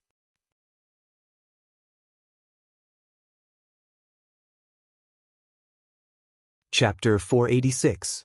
Qin He did not say a single word to Lu Chen. In fact, after Lu Chen said those harsh words to him, although his face changed and his expression was complicated, he did not say a word, even his eyes were closed, like a living dead lying on the ground motionless. No matter how Lu Chen tormented him, there was no reaction. However, Lu Chen didn't seem to be angry. He still used the original method to deal with the wounds on Qin He's body with the kind of rough method that made people's teeth hurt. After bandaging, after everything was done, he stood up, clapped his hands and said, "Today you will stay here first, don't go back to the prison, I will come again tomorrow, I hope you will tell me the truth then." After speaking, he called out to White Lotus and then the two of them left the quiet room. When the door was closed, White Lotus glanced at Qin He who was lying on the ground, found that the prisoner's body was mostly wrapped in white cloth, looking very comical. At this moment he was still lying on the ground motionless, as if he was indifferent to any movement in the outside world, a little like he had isolated himself. "Why are you so polite to this evil sect demon?" After walking out of the Fuyunji prison, White Lotus couldn't help but ask Lu Chen. Lu Chen looked at her strangely, said, "Do you have enmity with the evil sect? You look like you can't wait to torture them to death." White Lotus shook her head, said, "There is no enmity, even what I did a few days ago." She shook her head, her face was a little sad but she did not continue, only said, "But don't the whole world think that they are crazy demons who stir up trouble? Why do you have to be so polite to them and even treat their injuries? Wouldn't it be better to directly torture them?" The problem is, any kind of torture seems to be useless against this person now. Lu Chen said, "These days you have been following me and even did it yourself, I don't need to say this, right?" White Lotus was speechless. What Lu Chen said was naturally right, to be honest, although because of the secret method she cultivated, sometimes her heart was more ruthless, but it was really the first time she saw someone like Qin He who could withstand such torture. "If it was you, do you think you can survive this period of time?" Lu Chen asked her in return. White Lotus was silent. After a while she shook her head, said in a low voice, "No." Lu Chen nodded and said, "That's right. Since punishment is useless, let's try something else." Humans, no matter how tough and toughy gang is, the body will always like comfort. When it is comfortable, the spirit will be relaxed. We will wait until he relaxes, maybe there will be a chance. White Lotus frowned, said, "Why so many twists and turns? Can it really work?" Lu Chen said with a smile, "Anyway, we can't ask now, right? Let's give it a try. At worst, I will let you beat him back to his original state later." White Lotus took a few steps forward, suddenly looked back at Lu Chen. A strange light flashed in her eyes. Lu Chen said, "What's wrong? Why are you looking at me like this?" White Lotus hesitated for a moment, but still shook her head and said, "Nothing." The two walked to the front of the Kunlun Hall. Lu Chen went over to ask, and learned from the respectful guard at the door that Supreme Tianlan went out early in the morning and had not returned yet. Lu Chen walked back and said to White Lotus, "I have something to talk to Death Ray, my master. Now I am waiting for him here, but I don't know when he will come back. You don't have to accompany me here, or go home and rest first." White Lotus was obviously stunned for a moment, then said, "Oh," nodded to him, turned around and walked away. Lu Chen watched her walk away, then turned around to greet the guards at the door of the hall, and said with a smile, "I will wait in the hall." The guards all agreed with a smile. The identity of the person in front of them had now been announced to the world. He was the most favored disciple of Supreme Tianlan, and according to Supreme Tianlan's recent performance, there was a great possibility that this huge foundation would be handed over to him in the future. As the palace guards of a deity transformation stage perfected cultivator, it was natural for them to be highly skilled and loyal. With their status, they could be rude to most of the people in the alliance of true immortals, including some powerful nascent soul-perfected cultivators. However, when it came to this young master, the guards were all smiles and hurriedly sent him in without the slightest intention of stopping him. However, when Lu Chen's one foot had just crossed the threshold, suddenly a call came from behind. He looked back and was startled for a moment. It was White Lotus who had returned and was standing on the stone steps of the Kunlun Hall. Lu Chen walked over a little puzzled and asked, "What's wrong? Is there anything else?" White Lotus's expression was complicated, and she said in a low voice, "I'm not tired, and I'm not in a hurry, and it's almost dark. I'll wait for you here, and when you're done, we can go back together." Lu Chen stared at her for a while, then nodded and said, "If that's the case, wait for me here for a while." "Okay," White Lotus replied, and then really sat down on the white stone steps. Lu Chen entered the main hall of Kunlun and looked around. He had come to this place many times, and every time he came, he felt that it was empty, especially this time when he was alone. There was a particularly cold and lonely feeling. That damn Baldy must have sat alone in this huge hall many times in the past. I wonder what his mood is like, and if he also feels a little lonely.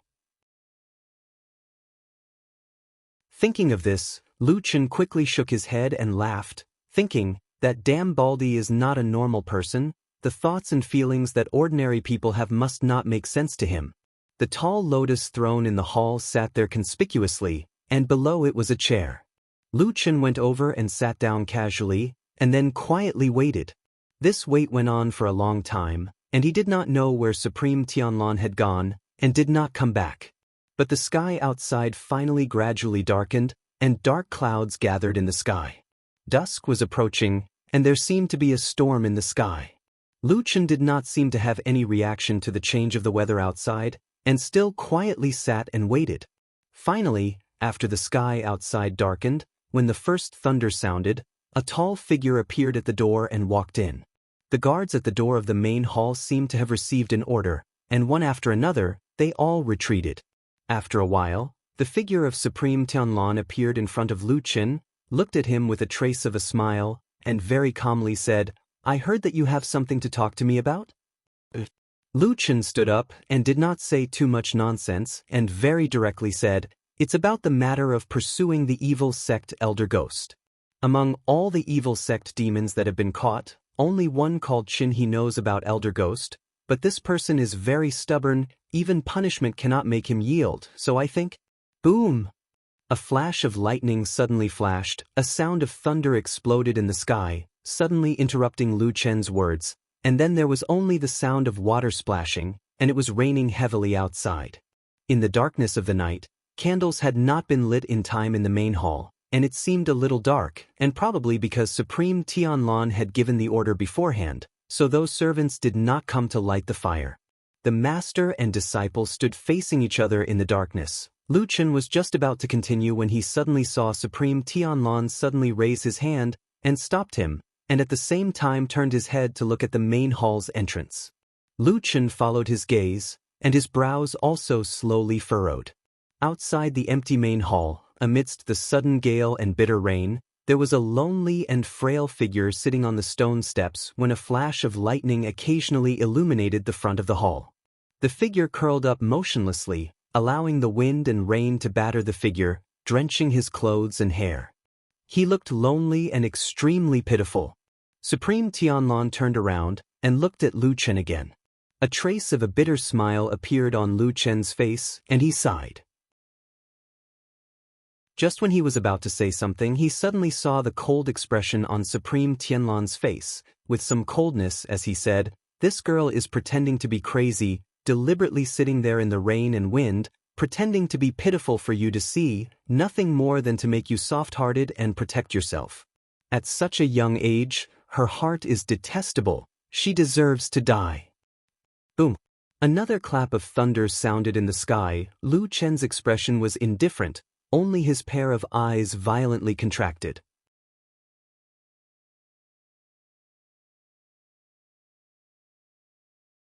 Chapter 487. Lightning tore through the dark sky and split the night sky in half like a huge lightsaber in the storm. It also illuminated the dark world at that moment. Lu Chen raised his head and looked at the person in front of him. Perfected Lord Tianlon stood in the dark hall. He was tall and burly and had a cold and angry expression on his face. He looked like a glaring Vajra and a demonic god, instilling fear in people. For so many years, he had always been high and mighty like a god, looking down on all living beings and holding the lives and hopes of countless people in his hands.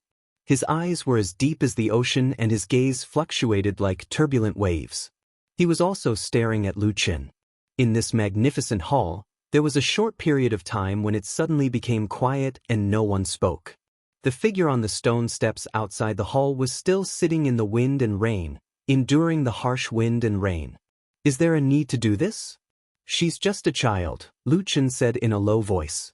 Perfected Lord Tianlon looked at him and said, "You were also a child when you entered the devil cult. What did you do later?" Lu Chen's expression changed and he said, "She's still young and can't be compared to me. Back then I was taught by you. She won't be so ruthless. Who was the one who repeatedly tortured the captive of the devil cult these few days?" Perfected Lord Tianlon interrupted him and said with some mockery, "That method is much stronger than when you were at this age, right?" "She hates me and you." Perfected Lord Tianlon looked at Lu Chen and said calmly, "Go and kill her." "Why? You can't do it?" "But she's a disciple of Kunlun after all. Moreover, she's a rare five-pillar talent. I can't.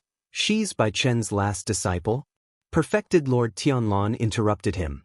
Lu Chen immediately stopped talking. After a while, he sighed and said, "At the end of the day, this is the reason why she should die." Perfected Lord Tianlon looked at him with a deep gaze. "Is this reason enough?" Lu Chen fell silent. After a while, he said in a low voice, "Enough. Why must I kill her myself?" The moment Lu Chen stepped out of the main hall of Kunlun, his conversation with Perfected Lord Tianlon was still echoing in his mind. Even at that moment, even if he did not turn around, he could still feel the pair of cold eyes staring at his back. "You are my successor. If you don't do this, who will?" He knew that Baldi had always been paranoid. He knew that Baldi loved to play with people's hearts. He knew that this person was probably the most terrifying madman in the world. He also knew that, based on past experience, Baldi had almost never been wrong. A madman who almost never makes a mistake?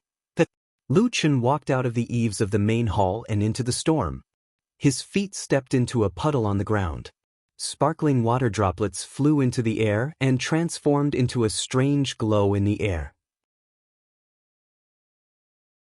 The girl sitting on the steps trembled slightly as if she had sensed something. However, she did not turn around. She hugged her body tightly as if a bone-chilling cold was piercing through her body. She looked delicate and pitiful, like a delicate spring flower about to wither in the wind and rain. In the blink of an eye, the wind and rain had drenched Lu Chen's body, but he did not seem to feel it at all. In the dark hall behind him, there was a tall and burly figure standing by the door, looking at his back indifferently. His figure seemed to have merged with the night, turning into the omnipresent night sky that surrounded the two people in the wind and rain. Lu Chen walked over step by step. At some point, a black dagger had appeared in his right hand. Every step he took was accompanied by wind, rain, and splashes of water. In the pouring rain, a strange power seemed to be slowly rising in the dark night, forcing the curtain of water aside and opening up a path that led straight to that weak and helpless figure. White Lotus finally stood up and slowly turned around. She looked at the expressionless Lu Chen walking over, and also saw the black dagger in his hand. Her face was covered with rainwater droplets. She looked somewhat miserable and haggard, as if she had finally fallen into despair. Then, in a helpless voice, she said to Lu Chen, "Why? Did I not do well enough?" Lu Chen stopped in front of her and looked into her eyes. After a while, he said, "Sometimes in this world, there are those unreasonable things that happen." White Lotus sorrowfully looked at him and mournfully said, "But I still want to live." Lu Chen said, "But he wants you to die." White Lotus stared at him, as if using all her heart and hope, and said in a low voice, "Save me, can you?" Lu Chen's gaze seemed to dim for a moment, as if thinking of something from the past, or perhaps feeling something. But after a moment he still opened his mouth and said, "I can't save you." He raised his hand, holding the dagger, and then stabbed out. The black dagger pierced through the curtain of rain and water. At that moment, the world seemed to suddenly slow down, and perfectly round water droplets shot out in all directions. White Lotus's despairing and terrified gaze, the cold rain falling on her face like flying teardrops, and behind Lu Chen, countless black shadows suddenly appeared, like ghosts suddenly appearing in the darkness, wildly shouting. There was also a bolt of lightning that suddenly struck down from the sky. In the depths of the wind and rain, there was a tall and dark figure. He stared at her from afar. Just that gaze made White Lotus not dare to breathe, not dare to resist. She could only subconsciously reach out with her hands and grab the dagger, but she was powerless to stop it. She could only watch as the dagger pierced towards her chest. Lu Chen understood White Lotus. He knew that this young girl looked pure and innocent, but in reality, she had a viciousness and strength that could not be underestimated.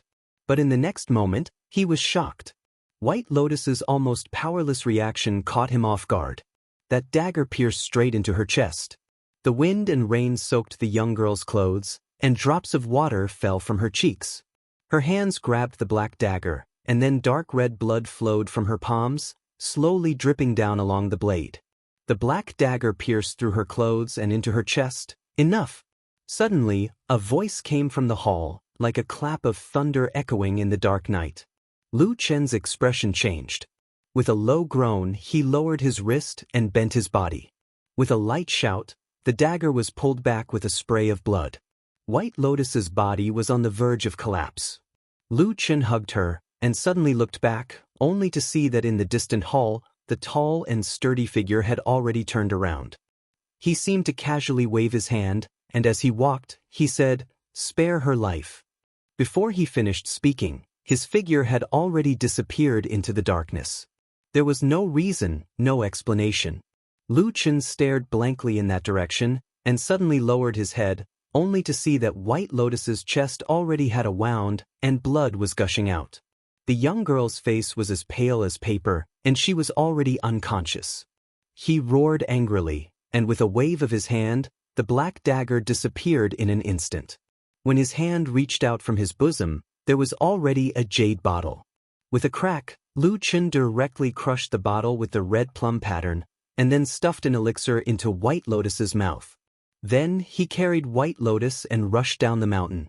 In the wind and rain, the great hall stood majestically. On the lotus throne, true Lord Tunlon sat like a demon god, his expression solemn as he gazed into the distance. After an unknown period of time, he slowly nodded, a trace of satisfaction on his face.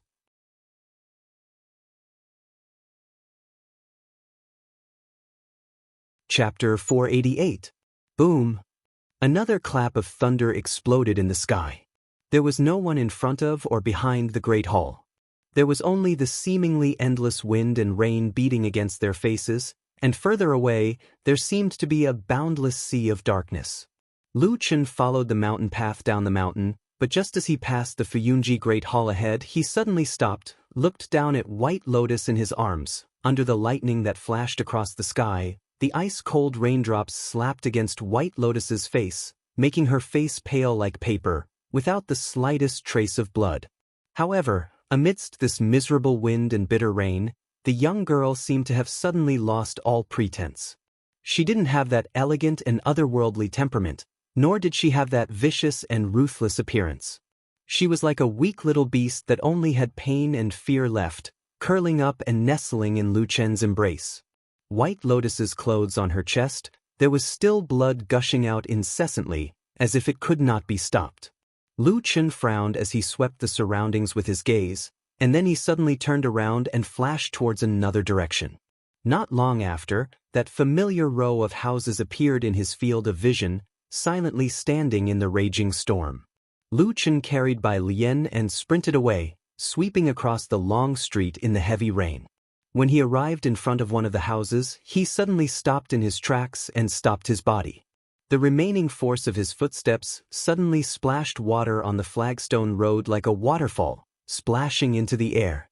And Lu Chen did not have the slightest hesitation, exerting force with his feet, his entire body soared into the air, carrying White Lotus over that high wall, flying into that house, landing in front of the bedroom door.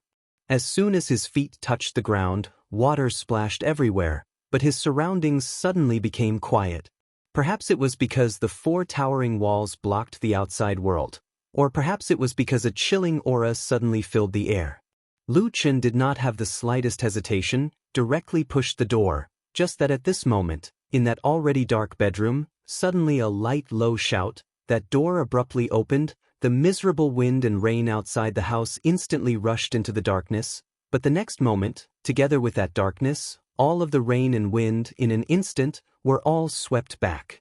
A blazing, bright, and dazzling sword light emerged from the darkness like a bolt of lightning.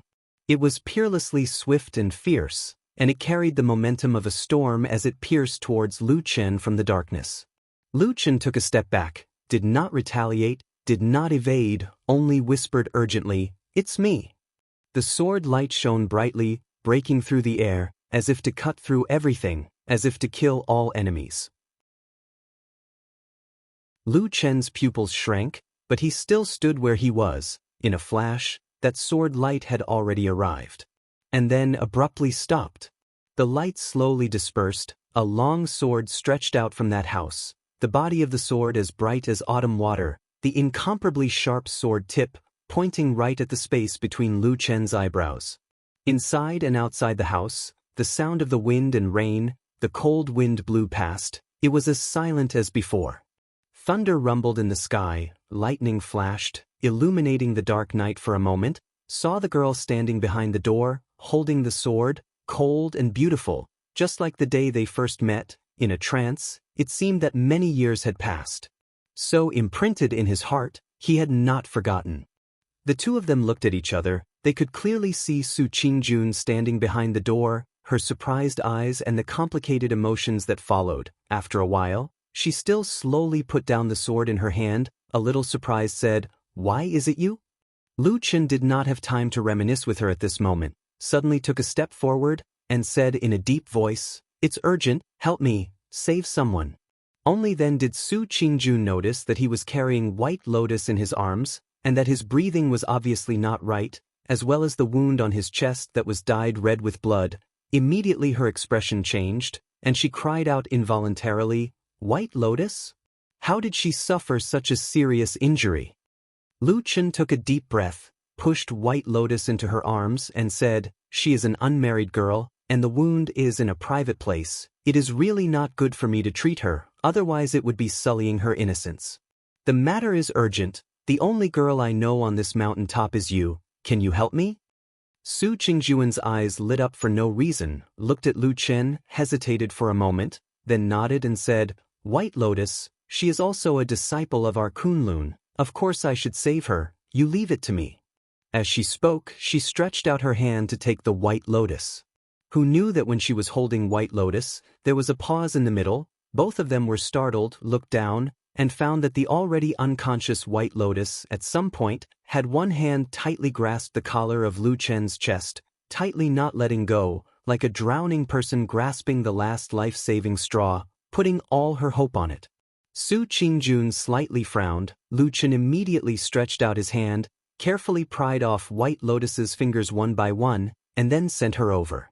Su Qingjun nodded to him, turned around, and was about to enter the house, but was stopped by Lu Chen. What's wrong? Su Qingjun asked with some puzzlement. Lu Chen took out a small bag from his bosom, stuffed it into Su Qingjuan's hand and said, There is a kind of poison on her wound, it will make the blood flow non-stop, and it will not heal. You can apply the powder in this to her wound, it will stop the bleeding. Su Qingjun was a little surprised, but still took the small bag, then turned around and walked into the house. Lu Chen stood in the same place for a moment, then reached out to close the door, stood at the door, turned around, looked up at the dark sky, and looked at the wind and rain, then let out a long breath. There was a trace of fatigue on his face, then he casually sat down by the door, leaned against the wall, and bent his legs. The wind and rain were still very strong, and there was a 3-foot eave above his head, but it still could not stop the flying rain from falling on him. But Lu Chen did not seem to care. He just sat quietly outside the house in the wind and rain, quietly staring at the dark world. The house was lit up, as if a candle had been lit, a dim but warm light shone through the window, a touch of warmth in this dark and austere night. Lu Chen raised his head and glanced in that direction. He found that the window was not far from him. The light just happened to sweep past his head and fell into this narrow gap. It could not enter the wind and rain, nor could it block the chill, but it was still so fascinating. There was some movement in the house. It seemed that someone was busy. Lu Chen listened quietly, not saying a word. He sat in this dark corner and waited. After an unknown amount of time, suddenly there was a burst of footsteps behind the door. A moment later, a creak sounded, the door was opened, and Su Qingjuan's figure appeared behind the door, then walked out. Lu Chen looked at her, and her gaze swept across the surroundings before finally landing on Lu Chen, who was sitting on the ground, looking a little disheveled and exhausted. A halo enveloped Su Qingjuan's body. It was the candlelight in the room behind her, looking like she was glowing. Su Qingjun looked at Lu Chen's appearance, but after a while, she walked over, squatted down beside him, and said, The bleeding has stopped. Although the injury is not light, you should have given her some kind of panacea. The medicinal effect is very strong, so there should be no danger to her life, you can rest assured. Okay. Lu Chen was silent for a moment, nodded, and then said to Su Qingjun, Thank you. Su Qingjun stared at this man, after a while, said in a low voice, Don't you have anything to say to me?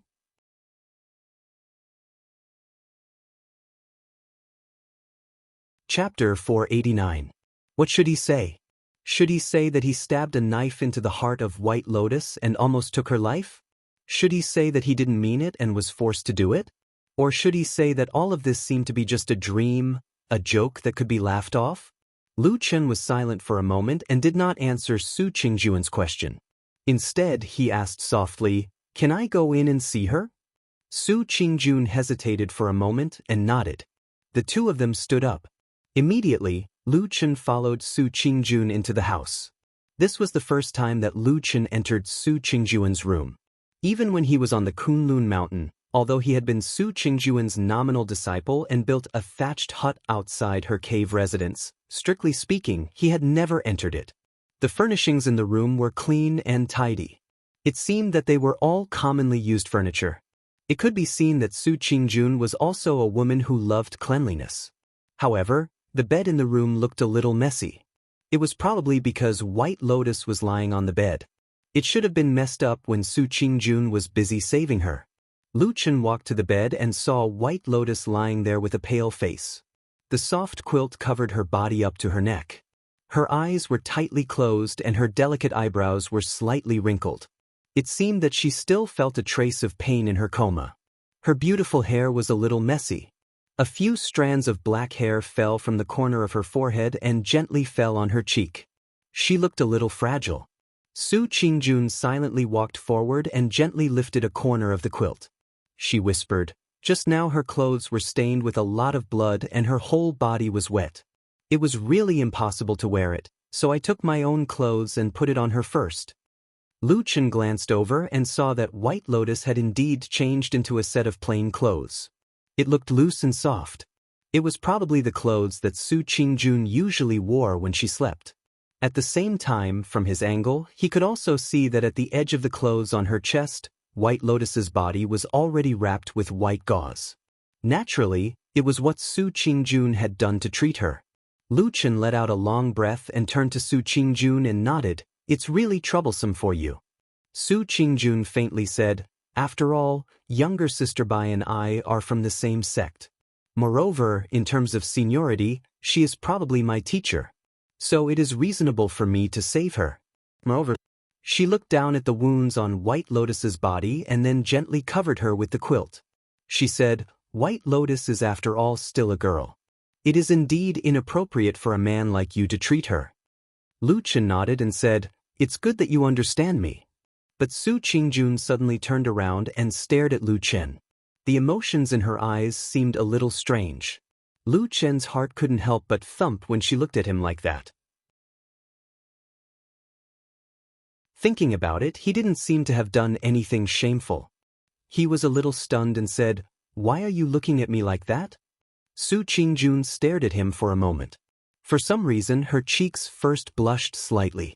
Then it returned to normal. She looked at Lu Chen and said, I thought of something and I don't understand.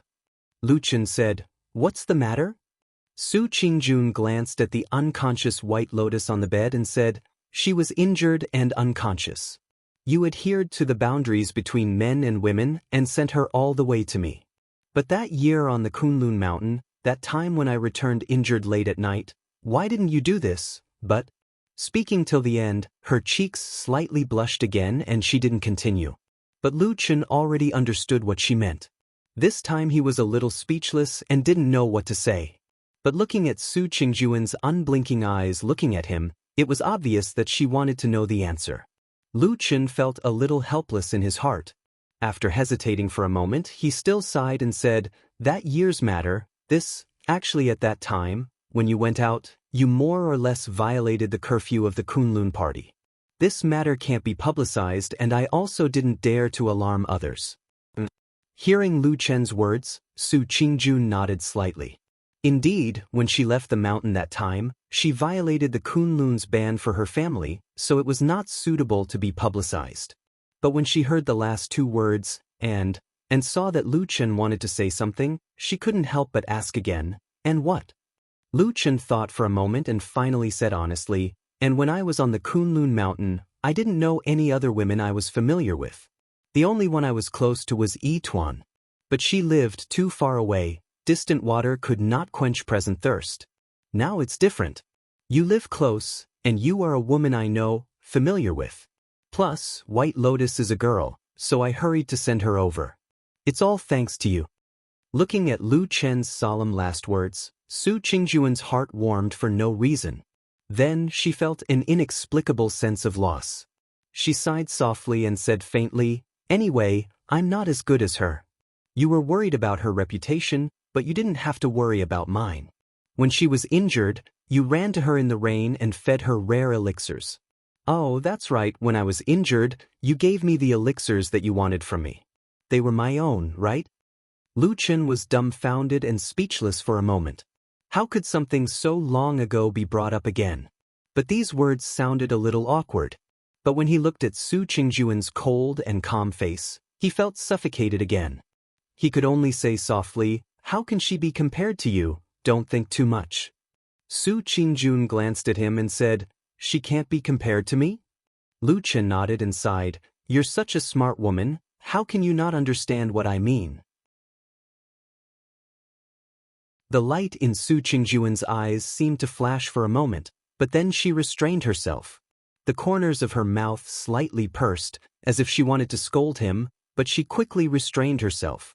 In the end, she just rolled her eyes at him and said, "You're full of empty words. Who knows which is true and which is false?" Lu Chen smiled and didn't argue. For so many years as a shadow, he had indeed lived the kind of life that Su Qingjun had just described. Sometimes, even he couldn't tell the difference between true and false, let alone others. However, Su Qingjun didn't continue on this topic. Instead, after a moment of silence, her expression suddenly became serious. She looked at Lu Chen and said, "Okay, let's not talk about this for now. Tell me first, on this celestial dragon mountain, how did White Lotus suffer such a serious injury?" Lu Chen became silent. Su Qingjun waited for a moment and asked again.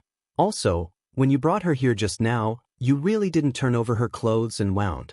Then I'm curious, how did you know that her wound was poisoned and caused her to bleed non-stop?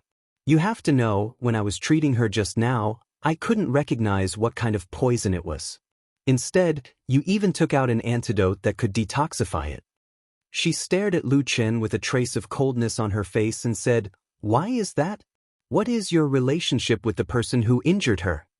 Lu Chen was silent for a moment, then he smiled bitterly and said, "Okay, you're right, the person who injured her is me."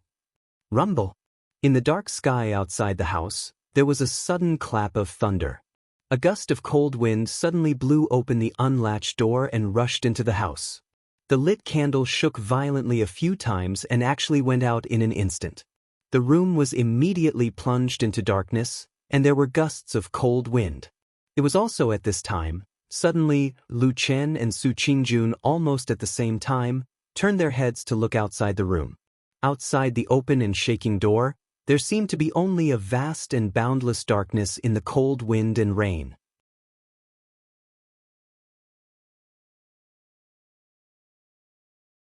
Chapter 490.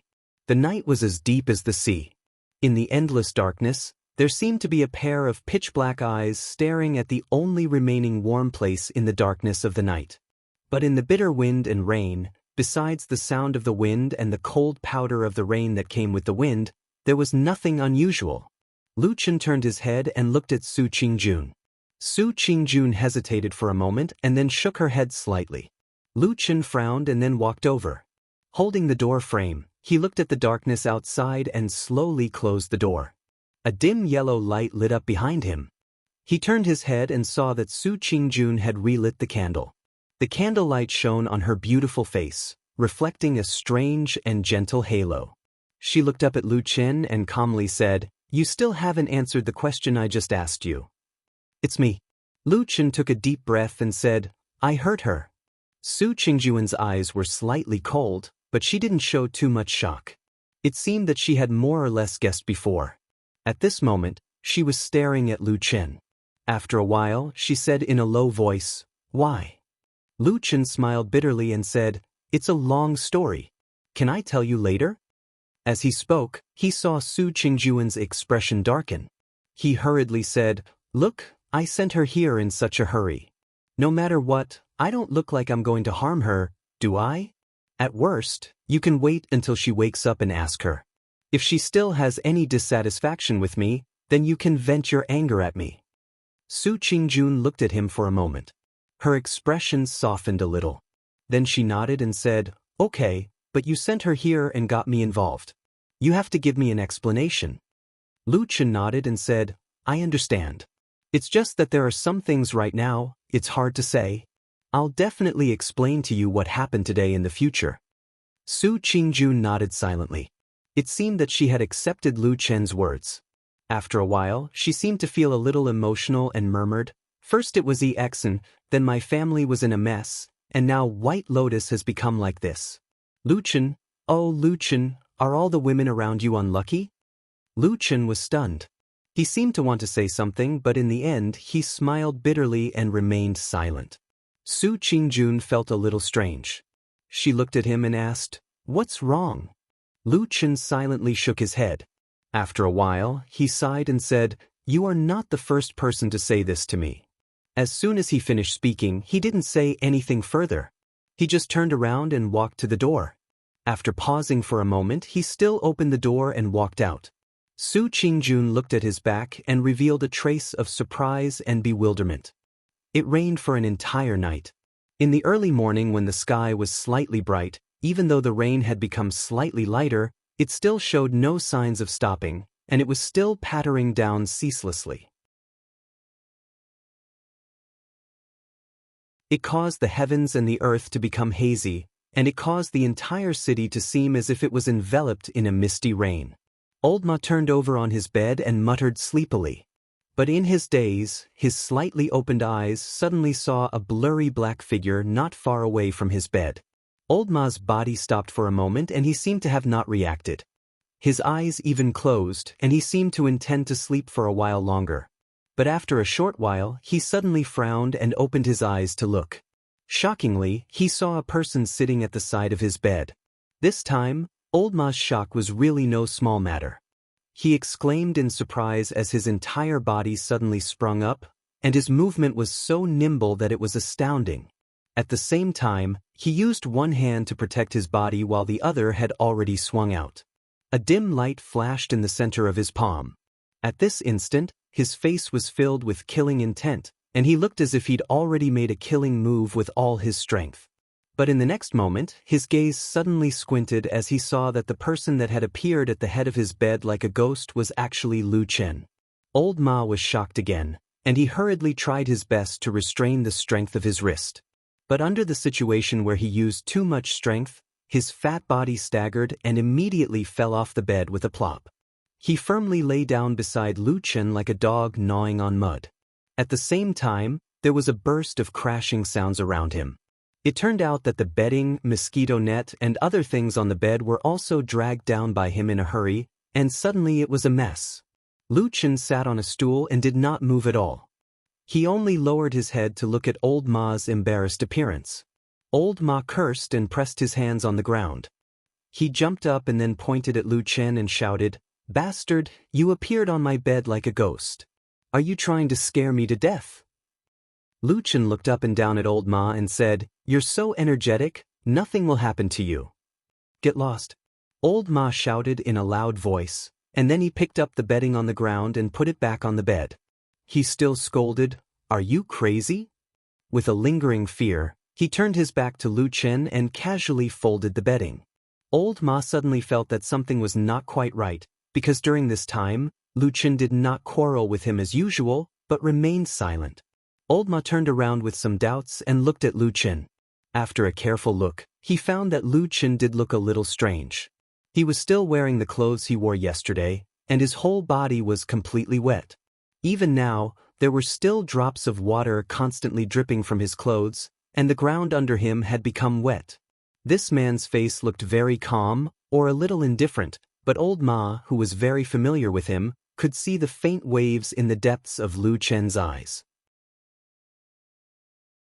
He frowned, and there was a bad premonition in his heart. He asked in a low voice, "What's wrong? What happened?" Lu Chen slightly lowered his head, and after a moment of silence, he said, "Old Ma, I think that damn Baldy, he may really be a madman." Old Ma coughed, sat down on the bed behind him, and frowned, "Don't talk nonsense to me so early in the morning. Can you make this kind of joke?" Lu Chen glanced at him and said, "I'm not joking." Old Ma was startled and he stared at him for a while. Suddenly, he jumped up and strode to the window of the room. He pushed the door open and looked outside, then closed it tightly. Then he ran to the door and opened it to look outside. Finally, he turned around and locked the door again. Then, he took a deep breath, strode to Lu Chen, and growled in a low voice, "Are you crazy? You came to my bed early in the morning to say this?" Lu Chen said, "I'm not crazy, he's the one who's crazy." Old Ma said, "What's wrong with Perfected Immortal?" Lu Chen said, "He forced me to kill White Lotus." Old Ma shouted without hesitation, "What's so strange about that? If it were me, I would have already killed that woman. I asked you to do it, but it was just to test you. What's wrong with that?" Lu Chen was stunned. He looked up at Old Ma, and the room suddenly became quiet. The two looked at each other.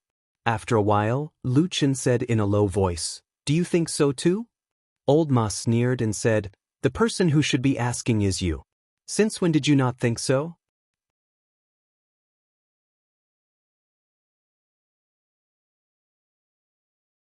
Chapter 491. Lu Chen looked at Old Ma, and Old Ma stared at Lu Chen.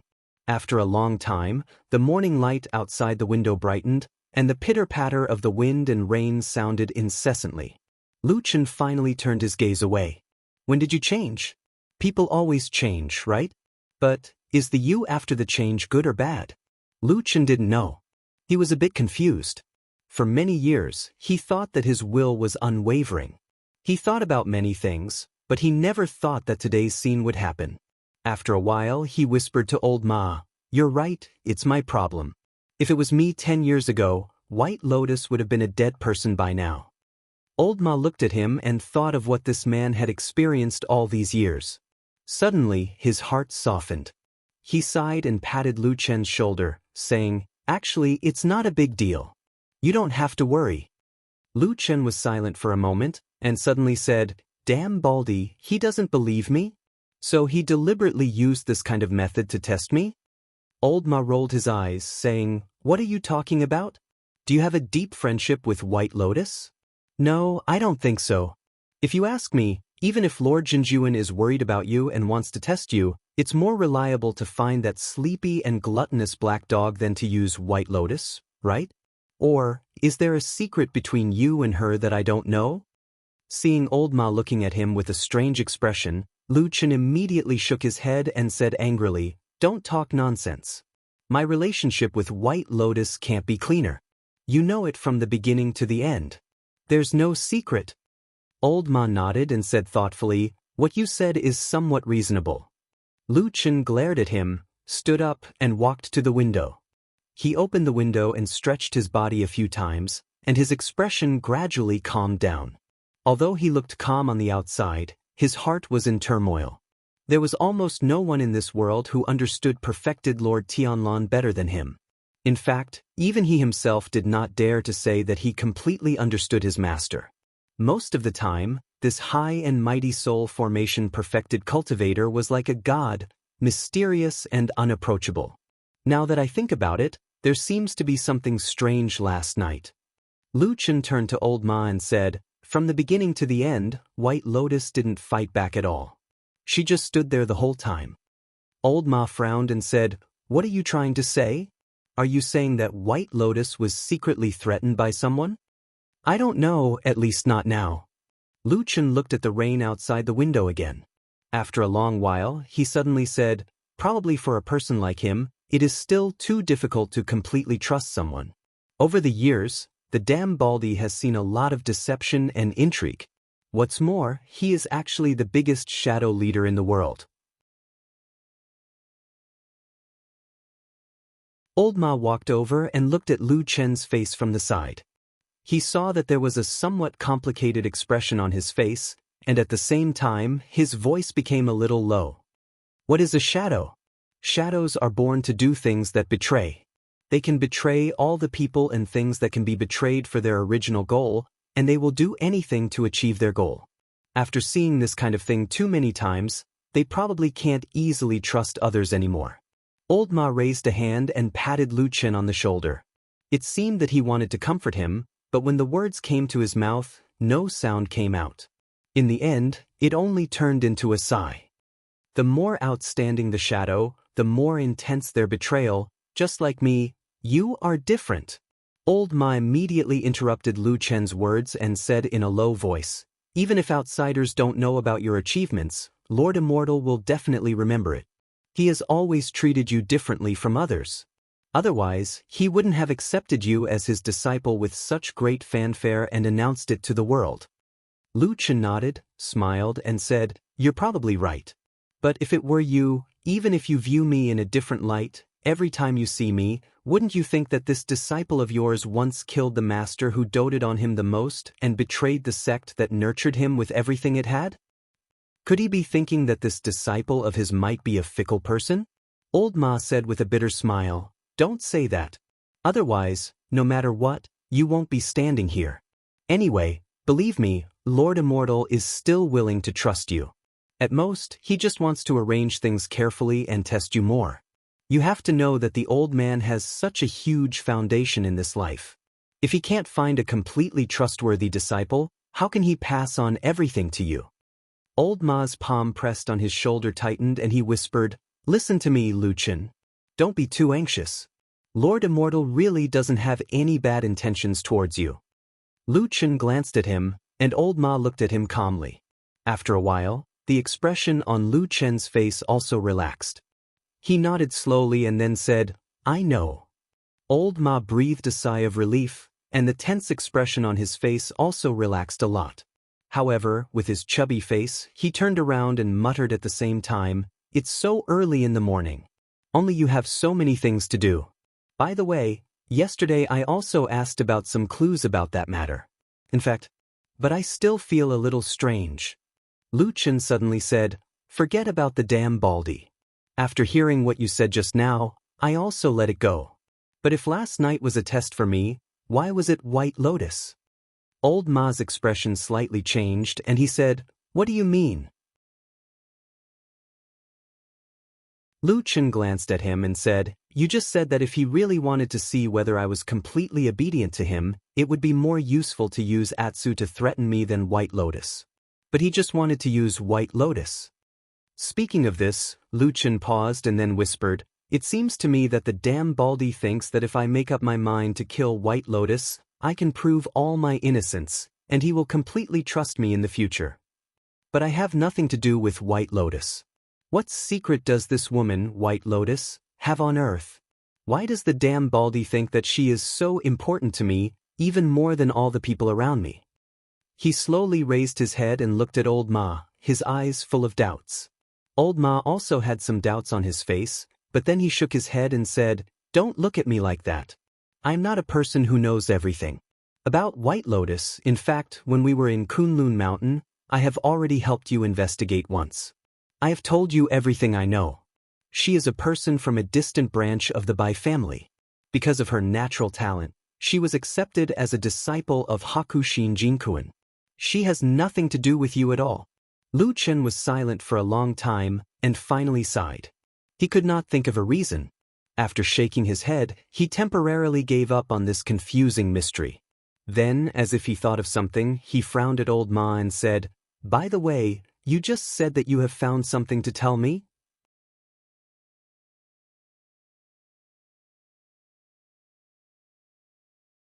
Chapter 492.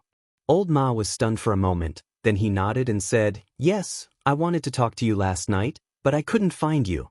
After I came back, I waited for you for a long time, but you didn't come back." Lu Chen said, "I was in Kunlun at that time." "What's the matter?" Old Ma said, "It's about the woman named Song Hui." Lu Chen's expression changed and said, "What did you find? When I asked you about this a few days ago, didn't you say that no one in the Grand Chancellor still remembers this woman?" Old Ma grunted and said, "It's true that the Dezayuan is like this, but yesterday I asked someone to find an old man who used to work in the Dezayuan. Now he's old and has nothing to do. He lives in the Immortal City, and there's no one to take care of him.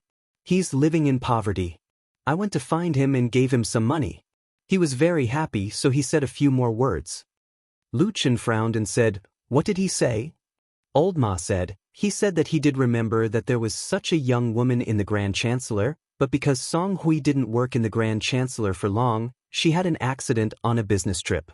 In addition, this woman didn't come from a famous sect, nor did she have a famous family background, so she was quickly forgotten. As for him, he also felt that this woman died a little pitiful, and her life experience was a little similar to his, so he kept a little impression." Lu Chen nodded and said, "What does he remember about Song Hui?" Old Ma pondered for a moment and said, "In fact, it's what I said before. She came from an ordinary small sect and entered Zhengxianmeng by chance, but she didn't have much success. She was just an ordinary person. Of course, maybe there will be other developments in the future, but unfortunately she passed away too early, so there's almost nothing left." This sounded a little depressing, but Lu Chen's eyes suddenly lit up and said, "Wait a minute, do you mean you know the name of that small sect?" Old Ma smiled and said with a slightly proud expression, "I've already been there." Lu Chen also said with a smile, "It seems that the sword is not old. Not bad." Old Ma looked calm and said, "That sect is called Flying Goose Sect. It occupies a few rooms in the Celestial City. Once it is connected, it will be the headquarters. There are only about a dozen people in total. Moreover, their cultivation of Dao techniques and whatnot seems to be mediocre." Lu Chen nodded. There were countless cultivators in the vast land of the Divine Prefecture, and the number of cultivation sects were as many as the hairs on an ox. Apart from those famous sects with a long history and great influence, small sects like this were actually extremely common and not strange. Therefore, he quickly asked, "Who did you go to? Did you get any information?" For some reason, Old Ma sighed softly at this time. After a while, he said, "I went to ask, but it seems that all the cultivators in the Fian sect are young. They just joined the sect in the past 10 years, so they don't know Song Hui. In the end, the head is the oldest, so I have some impression of her." Lu Chen was silent for a moment and said with some emotion, "Life seems to be like a dragonfly skimming the surface of the water. There are only a few waves, but no one can remember." Old Ma glanced at him and said, "Most people in the world are like this." Lu Chen smiled bitterly and waved his hand to signal Old Ma to continue. Old Ma said, "The head said that when Song Hui was accepted into the sect, he took a fancy to her aptitude. But in fact, when Song Hui joined the sect, she was already a little old. If she was slow in building her foundation, her future achievements would not be too high. But she is a small sect, so they really don't care so much, so they took her in." The head said that when Song Hui was accepted as a disciple, her parents had already passed away. Her own life was also difficult, so Song Hui was very happy to be accepted into the Fian sect. Later on, she was also very respectful to the head. She could be regarded as a favorite disciple of the head, so he still remembers her after so many years. Lu Chen frowned and said, "What about the others? Nothing else? Isn't it the same as what the person in the Dazai yard said?" Old Ma shrugged and said, "Song Hui was originally an ordinary woman. What else do you want? Oh, by the way." Old Ma suddenly seemed to think of something and said, "The head mentioned another thing. He said that Song Hui had a younger sister, and she was very young. The age difference was almost 10 or 20 years. Lu Chen raised his eyebrows and said with a slightly solemn expression, "She had a younger sister? Where is she now? What is her name?" Old Ma sighed and said with a bit of pity on his face, "I don't know. I heard from the head that after Song Hui died in an accident, her younger sister, who was only 4 years old, suddenly disappeared and there was no news of her since then. No matter what they did, they couldn't find the little girl's whereabouts. At such a young age, she had no relatives. In this difficult and cruel world, she was probably going to die prematurely." As Old Ma thought of this, he also felt a little sorry for the lonely little girl. But when he looked up at Lu Chen again, he was stunned. He saw that Lu Chen had a somewhat complicated expression on his face and seemed to be in a daze. "Hey, what's wrong with you?" Lu Chen was silent for a moment, before he gently exhaled a breath of air. After which, he spoke in a faint voice, "Young and lonely, wandering in the world, and then disappearing without a trace. These words seem to sound somewhat familiar to me." Old Ma was stunned. The rain that had been raining all night finally stopped. The air became fresh, and even the blowing wind seemed to carry a bit of moisture. Lu Chen and Old Ma walked up the mountain. At the same time, Lu Chen whispered to Old Ma, "Right now, we still have to focus on hunting down the remnants of the evil cult. As for Song Hui, you don't have to worry about it for now." Old Ma was a little surprised. "Don't you want to investigate any more?" Lu Chen was silent for a while, and then he raised his head and looked into the distance. He saw the towering and majestic celestial dragon mountain standing towering between the heavens and the earth like a giant, and there were countless clouds coiling around the mountain. He retracted his gaze and said, "Don't investigate anymore." Old Ma shrugged. "Up to you." The two separated when they reached the top of the mountain. Lu Chen went directly to Su Qingjuan's residence. Thinking about what happened last night, Lu Chen felt a little complicated. He hesitated for a moment before going up and knocking on the door. After a while, footsteps were heard from inside the door. The door was immediately opened and Su Qingjun appeared at the door. Seeing that it was Lu Chen, Su Qingjun nodded and said, "Come in." Lu Chen walked in, but before he could greet her, he heard Su Qingjun say as she closed the door, "White Lotus has woken up." Lu Chen was startled for a moment, then nodded and said, "Okay, then I'll go see her." Su Qingjun glanced at him and silently walked over. The door of the bedroom was unlatched, so she quickly walked in. Then Lu Chen, who followed her in, saw White Lotus on the bed. Perhaps she was startled by the footsteps. White Lotus, who had her eyes closed, opened her eyes and looked over. At a glance, she saw Lu Chen, who was beside Su Qingjun, and was immediately shocked. Lu Chen slowly walked over and sat by the bed. After a moment, he laughed dryly and raised his hand. "Are you okay?" "Not good." White Lotus said, "You just stabbed me last night. How can I be okay?"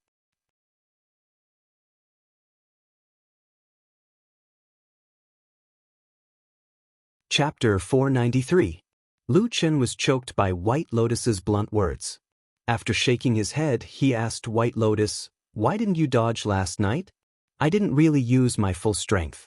"You could have," White Lotus interrupted him and asked, "Then why did you want to kill me?" Lu Chen wanted to say something but hesitated. He couldn't really tell the two women in this room that it was Supreme Tianlan's order. It was up to him whether he believed it or not. Once he said it, it would probably cause a lot of trouble. White Lotus had already fallen into it, but Su Qingjun obviously had nothing to do with these things. Lu Chen didn't want to add this kind of trouble to Su Qingjun at all.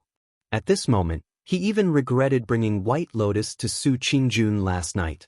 However, it was useless to say this now. Lu Chen pondered for a moment and then stared at White Lotus's weak and pale face lying on the bed, saying, "I know it's a little strange to say this now, but I really don't want to kill you."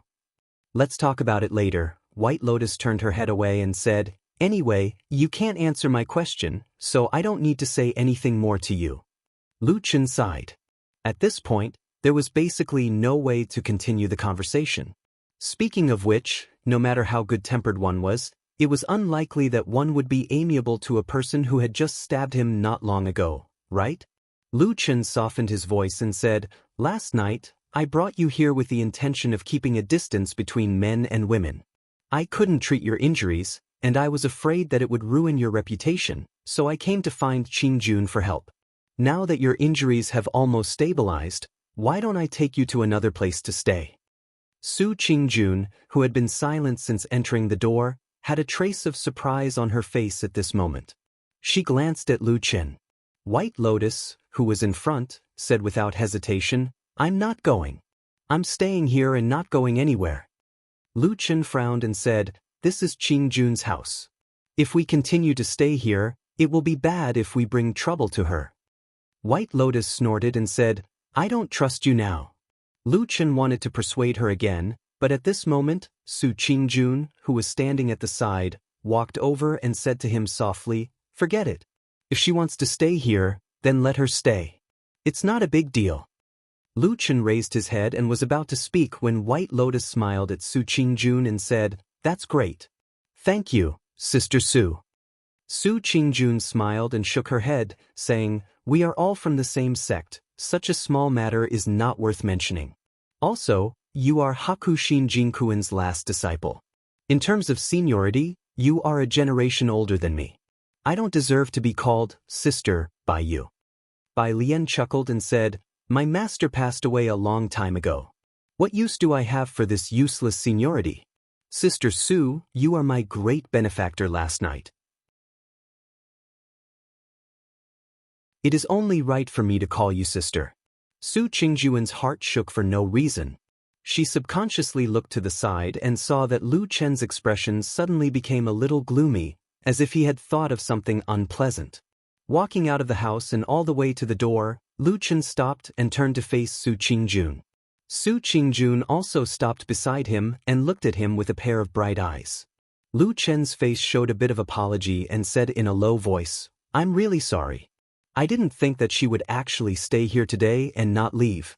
If I had known, I wouldn't have troubled you last night. Now that things have become like this, Su Qingjun shook her head and said, I just said, it's nothing. You don't need to take it to heart.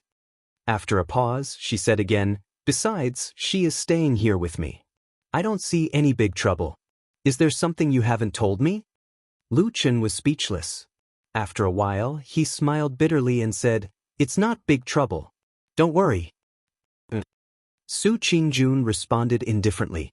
She then said goodbye to him and turned to go back. Hey Qingjun. Lu Chen called out from behind her. What's wrong? Su Qingjun turned back to look. She only heard Lu Chen say with a sincere expression, recently, when are you free to stay at home? I want to come over every day to see White Lotus.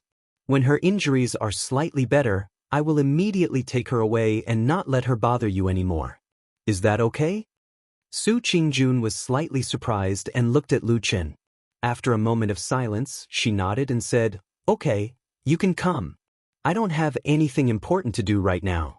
Most of the time I stay at home. You can come whenever you want.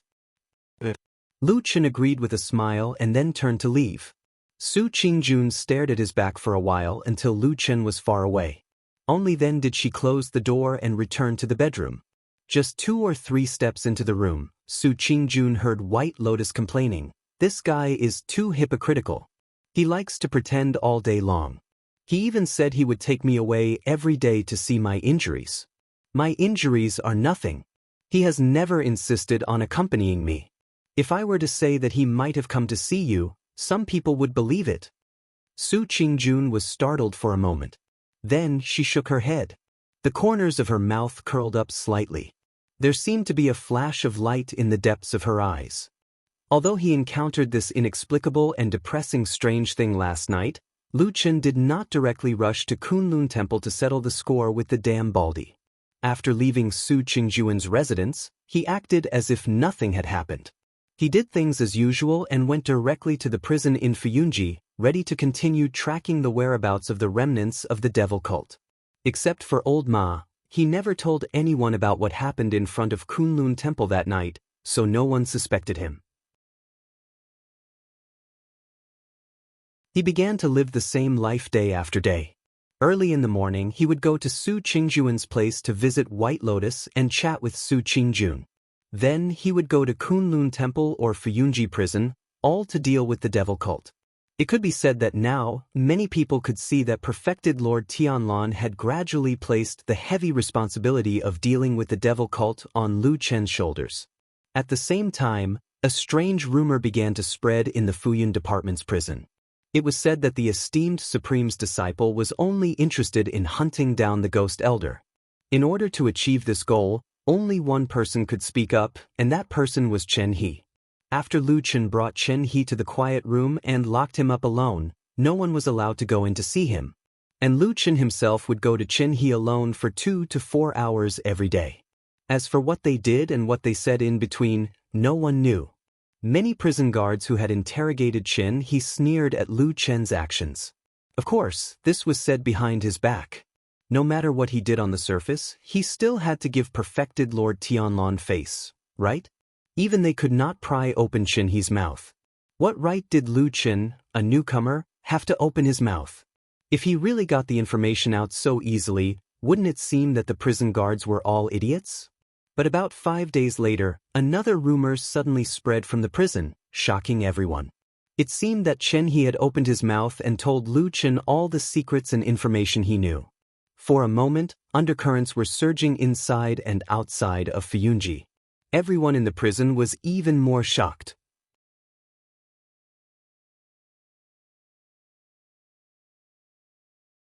Chapter 494. When the news that Chen He, who had always been as tough as iron, suddenly opened his mouth spread out in the prison of Fuyunji, a lot of people were alarmed. For a moment, there was no telling how many people were paying attention to the prison of Fuyunji both openly and secretly. However, things did not go as many people expected. On the day that Chen He's mouth was leaked, Lu Chen had taken the important criminal away from the prison of Fuyunji in an odd way. This instantly shocked countless people. Even the Floating Clouds Agency was in an uproar. It must be known that although the Floating Clouds Agency was founded by true Lord Tianlan and they had been loyal and devoted to this famous true lord for many years, ever since Lu Chen suddenly ascended to the position and became true Lord Tianlan's only successor and disciple, the relationship between the Floating Clouds Agency, which was led by Shui Ying, and this upstart who had ascended to the heavens in a single step was rather subtle. On the surface, everybody was still polite and close to each other when they met. After all, they were all on the same side. However, in private, inside Fuyunji, many voices were already spreading to Shui Ying's side, expressing their dissatisfaction. For so many years, it had been Fuyunji that had fought against the devil cult with mountains of corpses and oceans of blood. It was widely acknowledged in the world of cultivators that Fuyunji was the leading force against the devil cult, too. However, right now, although it did not seem to have been announced to the public, Lu Chen, who had not joined Fuyunji yet, had begun meddling in the hunting of the devil cult and was showing signs that he was going to seize all the power. In the decades since Lord Tianlan founded Fuyunji, it had gradually developed into a powerful organization that was powerful enough to look down on the entire Zhengxianming. With such a development, there was no telling how many people had benefited from it. Although Lu Chen looked polite on the surface, his actual actions showed that he was going to seize the fruits of benefits. Even though he was Lord Tianlan's disciple, his subordinates quickly disliked him. Of course, Lord Tianlan's position was too high and his reputation was too great. Nobody dared to say anything to him. However, Lu Chen was just an ordinary person. Who would listen to him so easily? As a result, the Floating Clouds Company quickly responded. While sending people outside to politely ask for Lu Chen's release, the Floating Clouds Company's internal leaders, led by Shui Ying, grabbed the people from the prison and scolded them harshly. Everyone said, "Have you prison guards stayed in that dark dungeon for too long? Have you all become stupid?" The safest place in the world to imprison the devil cult's evildoers was the prison in Fuyunji. How could they just let him be taken away so easily? Not to mention that Chen He was probably the only captive who knew the whereabouts of Elder Gui. What if something happened to him if he was taken away? What if the trail was cut off and they could never catch that old tortoise again?